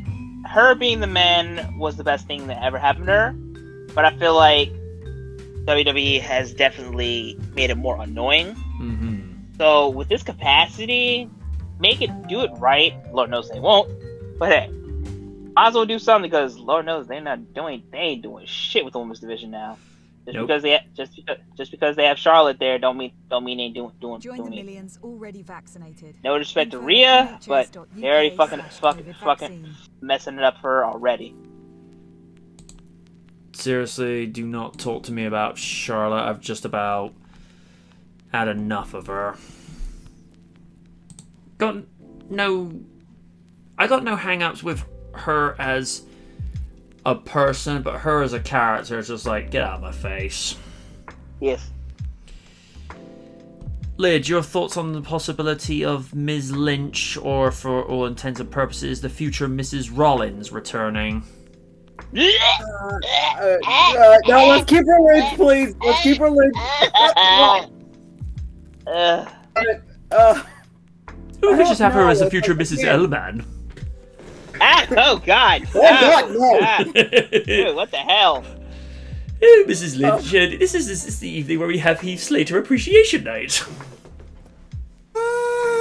But again, want to have it would be nice to have Becky Lynch back, but again, the women's division's being set back so fucking hard. This round of firings literally set back the women's division because you fired one half of a tag team. The only people that you have left in your freaking tag team division are Tamina and Natalya and freaking Dana Brooke and Mandy Rose. That's all you have left. And let's not talk about, well, actually, you know what? Let's talk about what you're doing to your women's division in general. You had Shayna Baszler get killed by a doll! Oh God! Doll!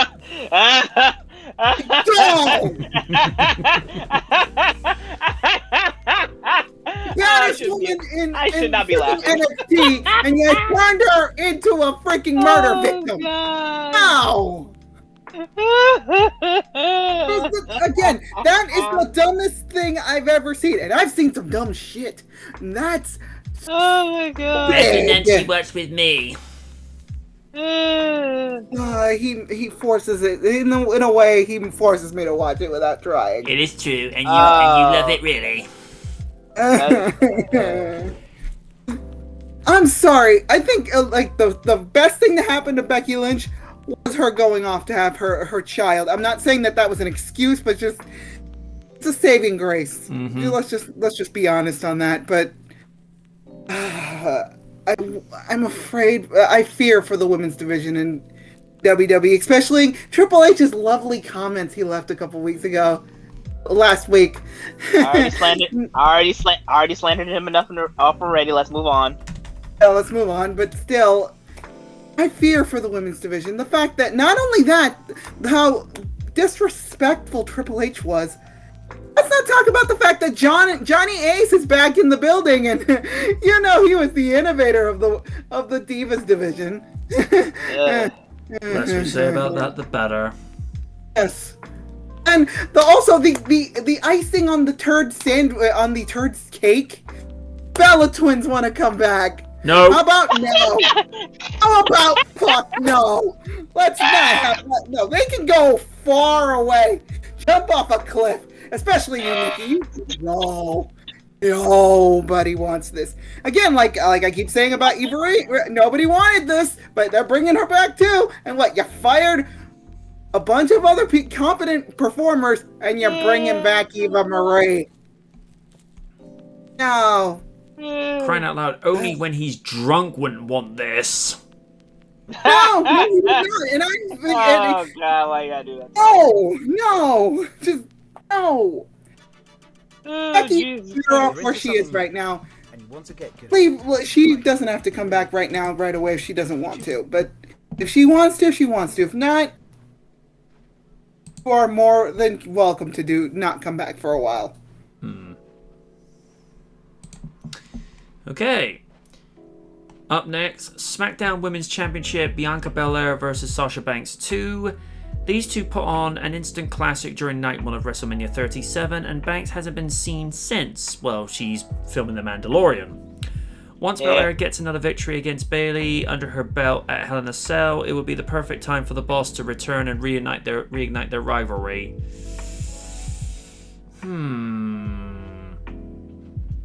I'ma say Mulligan, Not because I think it'll be terrible, because there's no real way of deciding a conclusive winner between the two of them, because they're good for different reasons, but they're good equally. So one possibility I could see happening is a double pinfall, because I could see, best example of that, Triple H Shawn Michaels from Raw New Year's Eve 2003, or Jericho and Chyna from late 99 early 2000 on Raw, where they became co-intercontinental champions. I think it'll be one of those ones they'll be pushed to their limits. I mean, Sasha, you know, like as it says, we haven't seen her for a while, and Bianca could probably, you know, do with a return match, but that's all I'm saying for that. Mulligan. Let's. Again, I don't like. I guess you can keep this going, but it's just like, as I think spacing it out would be a lot better, because, like, let's be honest, if we want to build this up as like the next big rivalry, I'm like, I guess that would work. Especially the fact that how Bianca won her match that night by basically whipping Sasha literally with her hair. But again, if you want to keep this as a very solid feud going, I say do it. But again, WWE doesn't know how to make a good, decent feud to save their lives without getting really corny or forced or pointless. Saying, but again, again, for me, it's from wait and see. Let's see what happens. But I don't know. Like again, it could go either way. Raiden? Yeah, I'm kind of a mulligan too, because I just want to enjoy the match. I don't care who wins this and wins it. You know you're gonna get a bargain when it comes to these two. But yeah, like Liz said, you know they're gonna just overrun it with bullshit. So I think I'm just gonna look forward to the match aspect, and the rest I just don't care. You know. Next up, the NXT UK Championship, Walter versus Finn Balor. If WWE truly wants SummerSlam to be the biggest show of the year, it needs to take the kids' gloves off and utilize all of its brands. Balor versus Walter was a match fans were teased with just before the pandemic began, and now that NXT UK TakeOver Dublin has officially been cancelled, this match of the year contender is suddenly without a home. But putting it on SummerSlam accomplishes so many things for the company. It puts Balor back in the spotlight ahead of what seems to be his return to the main roster. It finally gives Walter the chance to shine. Less said about his Survivor Series appearance, the better, and it gives NXT and NXT UK a bit more value in the eyes of casual fans. Not being familiar with Walter, I'm probably going to have to say Finn Balor, only because I'm more familiar with what the guy is capable of, and I'm still salty that he wasn't given a second run as Universal Champion. A little bit salty about it, and sorry, it's a little bit warm this evening, as most people know. Dehydration is the enemy at this time of the year.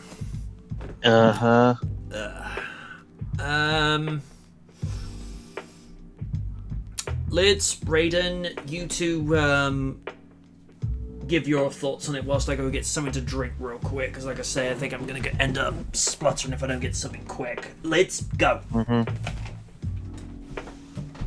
Who's making the comment about this? You. Oh, got it. I would like to see that. It would be an interesting. Would be interesting, but again, I don't know if Finn would go with it. Again, he's like apparently his own self-brand at this point, but it's for me, wait and see. So I don't know. Eden? I made no bones about it. I think NXT UK is shit. it's no disrespect to the talent, but what WWE has done to fuck over all the UK talent. And speaking of things, that didn't work well. But I love Walter. He's one of those guys that will beat the shit out of you with chops, power bombs, chokes, clotheslines, and the works. And Finn Balor, I feel like he's also the edgelord of edgelords when he came back to NXT as the Prince. But when he became NXT champion, he's had one of the most stiffest matches, especially with Kyle O'Reilly, Pete Dunne, many more. So with these two, I feel like they definitely could work well, and it gives the NXT UK some relevancy. About time, right? Mm-hmm. So a part of me would say Mulligan, but if I was up to me, I would give it to Balor because Walter's held that belt since freaking 2019. What does that make that? 2 years nearly? Yeah. Wow. Getting ready Yeah, for your first he date basically to go. ended Pete Dunne's reign. He held that, and Pete had held that belt since 2017. Dang. Dan says he's not sure if he'll be watching SummerSlam. He's still salty about the recent firing, so is everyone else. Right? I heard about that from Oni. It's still fuck Braun Strowman for me. I'm sorry. And from what I hear, Mark Henry's trying to sign him for AEW. Ew. So much ill. Wait, who? The same guy who talks shit about indie wrestlers, but not complaining about a pandemic. Like, get the fuck out of my face with that shit. I'm sorry. Oh, hell no. Yeah. Someone needs to get their priorities straight. Lid's releasing her inner Smokey there. Has everyone said their piece about that match? Yep. Okay, we'll move on. The Raw and SmackDown tag team titles, the Usos versus RK Bro. Yeah. Yes. Randy Orton, Matt Riddle, our team. I'll say the winner will be the fans, simply because of the hilarity between Orton and Riddle, and just the Usos getting back together as a tag team properly. Because I saw the highlights from SmackDown from last night. Yeah, Jay Uso is hang on. Who's the one that's been the right-hand man for Roman? Is that? It's Jay.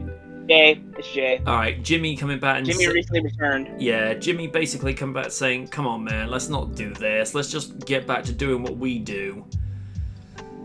It will take a few steps to get this point, but with the way WWE treats its tag team division, something as drastic as this is needed for it to earn a spot on this hypothetical supercard. For all their infighting, it feels like we'll see the Usos and Reigns as one cohesive unit by August, and that likely means they'll take the titles off the Mysterios, but Reigns, preoccupied with showing his dominance over Cena, will demand the two go over to Raw and claim that brand's tag team titles as well. During that some stretch of time, Riddle and Orton will become the tag champions. RK Bro is one of the very few highlights of Raw now, and it makes sense to play the hot hand, causing AJ Styles and Osmos to split. The Usos will presumably win this one, unifying both the Raw and SmackDown tag team titles, a move that has been sorely needed for a while. I do agree with the latter. Just change those damn titles. They're just ugly. If anything, either bring back the World Tag Team titles from Raw in the Ruthless Aggression era, or the tag team titles that represented SmackDown, which was crowned. Or better yet, bring back the titles that WWE has used for years. Just make it a little bit more modernized. Yeah, because the women have a tag team division, but it's universal to both Raw and SmackDown, which is the way it should be anyhow. That's Activision shit too. Yeah, but there's not enough, tag teams for women on either brand, so it just makes sense just to have one tag team division for the women. If I have to pick one, the professional one, I'll say the Usos. For the informal prediction, I'll say the fans because of the hilarity. So that's my prediction. Usos to win just for professional sake, but for amusement and entertainment factor, the fans. Lids, thoughts? Again, I'm a little worried about the tag division, not just the women's tag division, but the men's in general, where they don't give a shit about them or they break them up for no fucking good reason. Speaking of that, they shaved Otis's beard. Why you do that to that man's glorious beard? Because I'm Vince McMahon and you'll love it. Haircut. I don't mind the haircut, but why'd you get rid of the beard? He looks like Francis from Pee-wee's Big Adventure. That'd be like Stone Cold with no goatee. It wouldn't look right.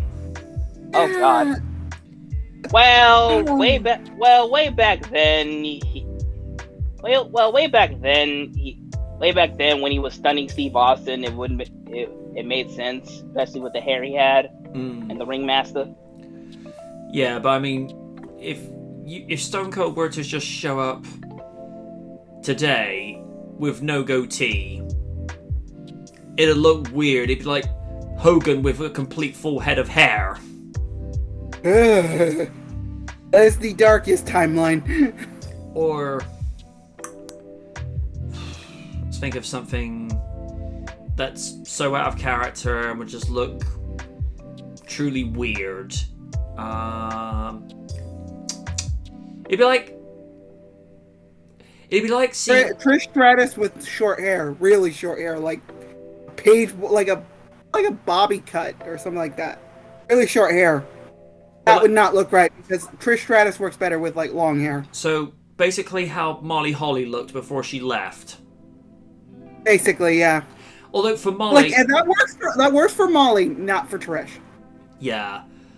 Now what I was thinking of, like, imagine Christian wearing the He-Man costume. Lids is disturbed. Though I can imagine. Again, regarding the tag match, I don't know. Again, I'm worried about the division itself, so I can't really speak on it. So, yeah. Raiden, did you give your opinion? No, I did not. Go nuts, my dude. Honestly, a part of me wants to give it a mulligan, but if I was to build it, I would give it to RK Bro because Uso's not doing so hot since Jay is too loyal to Roman. So, yeah, I'll give it to RK. From what I've heard, they are definitely the highlights. Only good highlights because I've heard what Raw is. And oh my God, I heard, yeah, what Liz says is true. Kenny got beat by a goddamn dog. It's bad. It's really bad. Well, it's not the first time WWE has done idiocy. Remember, Too Hot versus Al Snow and Head from King of the Ring 98. The only way they could pin Al Snow's mannequin head, they put the head onto a shampoo bottle in order to get the pin. You think I'm making this up? Go look for this later. No. I know you're not making this up. I can already envision.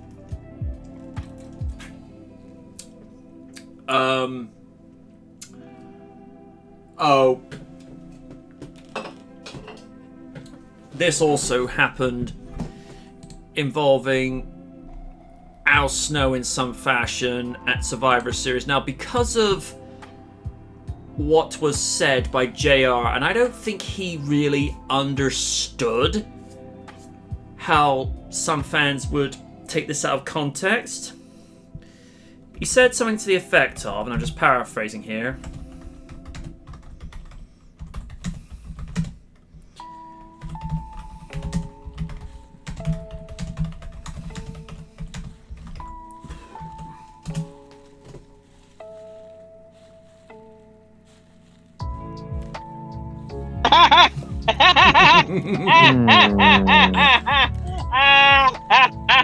Oh God!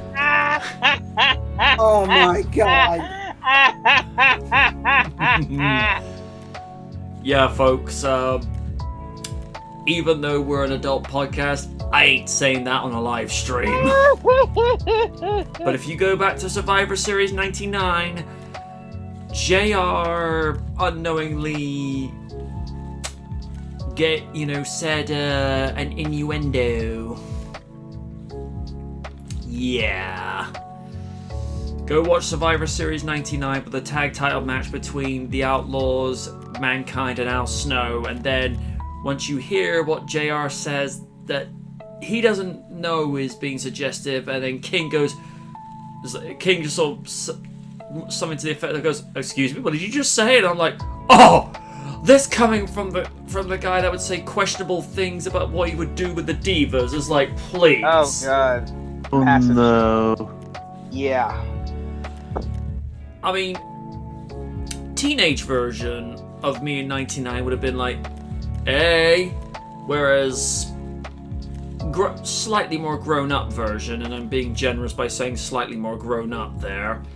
Don't get me wrong, looking back at the Divas back then, yes, they were gorgeous, but I'd also like to see them wrestle competently, and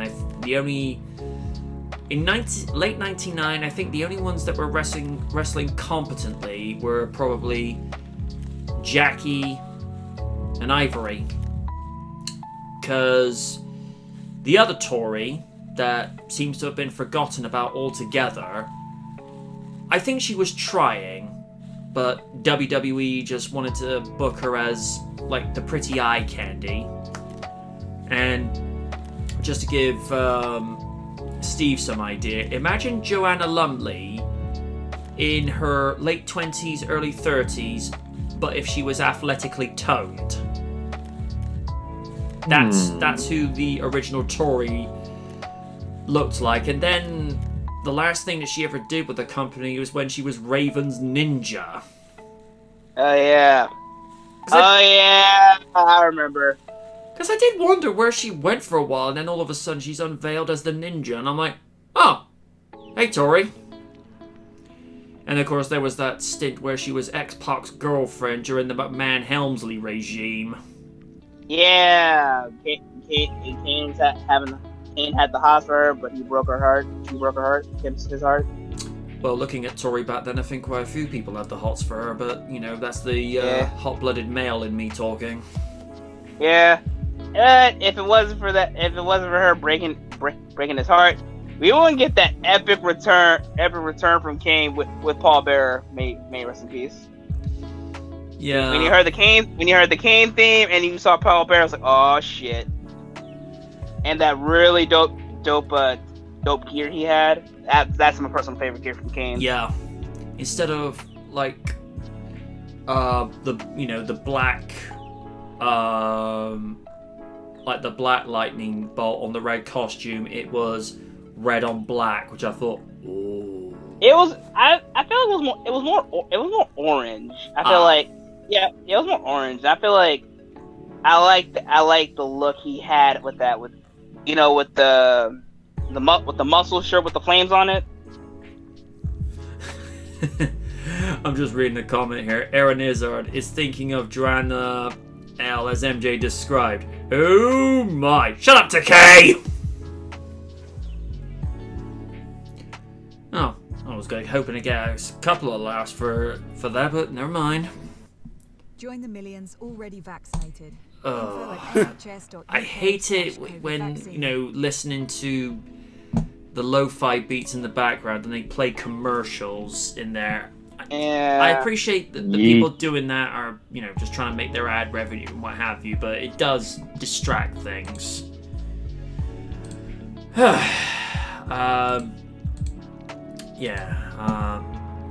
On to the next one. They're speculating United States Championship, Sheamus versus AJ. Speaking of the very short list of things that are great about Raw, Sheamus as the US champion. He's been fantastic, and he'll probably still be champ after this program with Ricochet and Humberto Carrillo raps. Assuming Carrillo. Thank you. Assuming Styles and Osmo split, see the previous. Let's put the Phenomenal One back in a championship picture. A show like this needs some legitimately great undercard matches, and this one would deliver. While I'm in agreement, this match would deliver, I'd have to ask this question. Why would you have an A-list player like AJ Styles being an undercard match when he's a main eventer?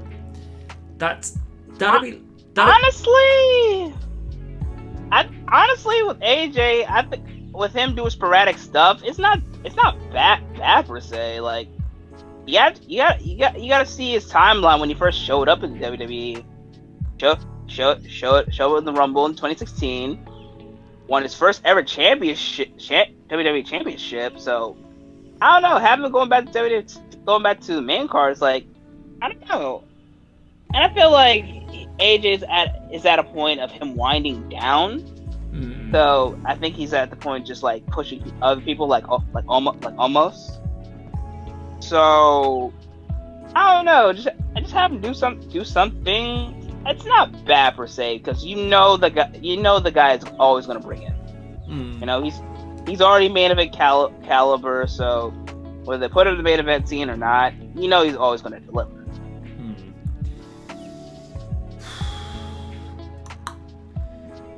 As much as I want to say Styles to be put over, I'm gonna have to go with Sheamus, because Sheamus, he's a guy that really needs to be pushed back up again, because we haven't really seen anything lengthy with him in a title picture, probably not since he got the United States title again in 2014 when he won it in a Battle Royale off of Dean Ambrose at the time, and even then he didn't really hold it that long either. So Sheamus... Actually, yeah, he held it for a bit until he lost it to Rusev last Miro in a dark main event. Yeah.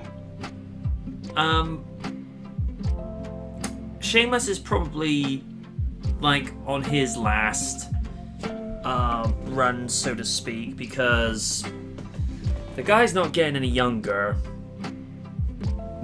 So I think he'll probably hold this till Survivor Series, and then hopefully they'll start a program where he'll go to the 2022 Royal Rumble, go to win that, go to WrestleMania and win the Universal title, then have him go to SummerSlam, and then have him retire next year.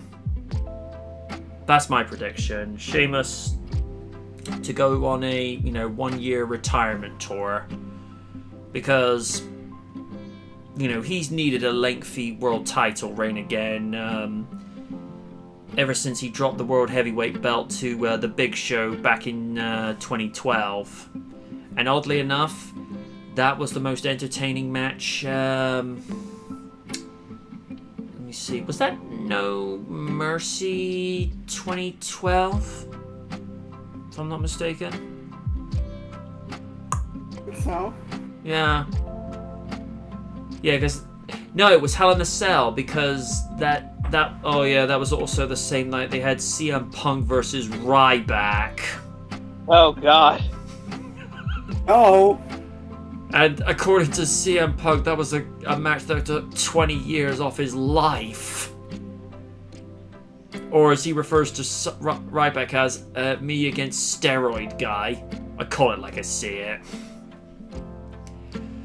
Oh god. And the fact they had he was up against Ryback in a TLC match like 2 to 3 weeks after he'd been operated on his knee.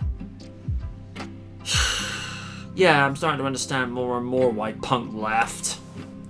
Mm-hmm. And they still chant his name to this day, pre-COVID, obviously. But yeah, long tangent over on that one.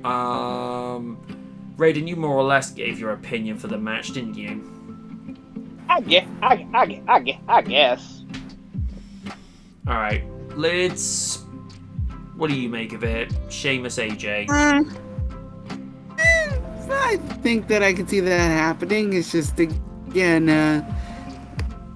like you, I do definitely see the writing on the wall with Sheamus, where it's like starting to wind down. He's getting a little slower in his age. He's not that old, but he's been in the business for how long? I think at some point they should probably just he should use this last run with the U.S. title and just keep going till it's done. But that's just me. Yeah, because Sheamus, I think, is in his early 40s. Let me just have a quick check. Oh, good lord. I go onto Wikipedia and this is the profile image I get given of him. Oh, God. Oh, no! It's the rooster. It's the gosh dang rooster, man. I do not look stupid. Really, your profile picture begs to differ. Yeah, according to this, he turned 43 this year. So he's not over, but he did debut 19 years ago, so he is getting there. According where he's billed from 3,000 years BC. Okay then. Don't know what to make of that. Yeah. But yeah, he's definitely winding down. But then again, Bret Hart was WWF champion when he was 42, so... Right. But the thing with Bret was, although he was athletic, most of his best stuff was when he was on the mat, or if he was doing suplexes, because he was, the excellence of execution for a reason. Yeah. Right. Finally got through that one. I think if we've got, no other topics, I think we'll probably call it a day there, because it's as Raiden said time and time before, we need to end it at a point where we've still got energy, but it's a spot where we've got energy for other things afterwards, and not to tire the audience out to the point it's like, oh gosh, is MJ still going? It's just like, guys, like, yeah, he is. So yeah, that'll conclude business for this week. Isn't Hell in a Cell supposed to be tonight or next Sunday? Actually, it's NXT in Your House 2021. Ah. Oh. Okie dokie. Well, folks, until next week, I have been the Knight, saying good night from the Night, and if you're out in the sun, whether it's the UK, the East Coast, or the West Coast, wear your sun factor. Seriously. And drink Also plenty of carry an water. umbrella. Those always help All too. of the water. It's nice to have portable shade. And use, anything factor 30 and beyond. Seriously, if you use under 30, you're playing Russian roulette with your skin. Don't do it. Mm-mm. So, drink plenty of water. Take as much water as you can. Yes. Oh, ice water. A lot of ice water. Yes, hydrate. Stay hydrated, kids. Yeah. And don't drink tap water. Seriously. No. No, don't do it. No. Besides, bottled water tastes much better. Much better. Much better. Yeah. Alright. Have a good night, folks. Stay cool. And don't forget to check out MJ Knight's Teespring page. There you go. Don't forget. Aisha Noir's comic book. And don't forget to Now buy. available- Go on. now available on Amazon, Comixology, and Kindle for your reading pleasure. And don't forget to buy the Raiden-inspired coffee mug. Your L sustain me. Yes. It's the Hydrate summer- yourself. It's the Hydrate su- it's the yourself summer- on else. It's the summer, people. You getting attractive lately. You still got haters. Mhm. Buy that mug. Your else sustain me and just keep going forward. And give Lydia $1 million. Please, Mhm. yes, I'll take some. Like, oh, hey, honey, what'd you do today? Oh, I got some $1 million. Ew, did that mean we could go down to Vegas and have party time? Honey, we've had a discussion before. No! Molly had to donate only all of the bits. Yes. Get him the bits so he can get more bits and have more bits and have more bits. Yeah. Good night, folks.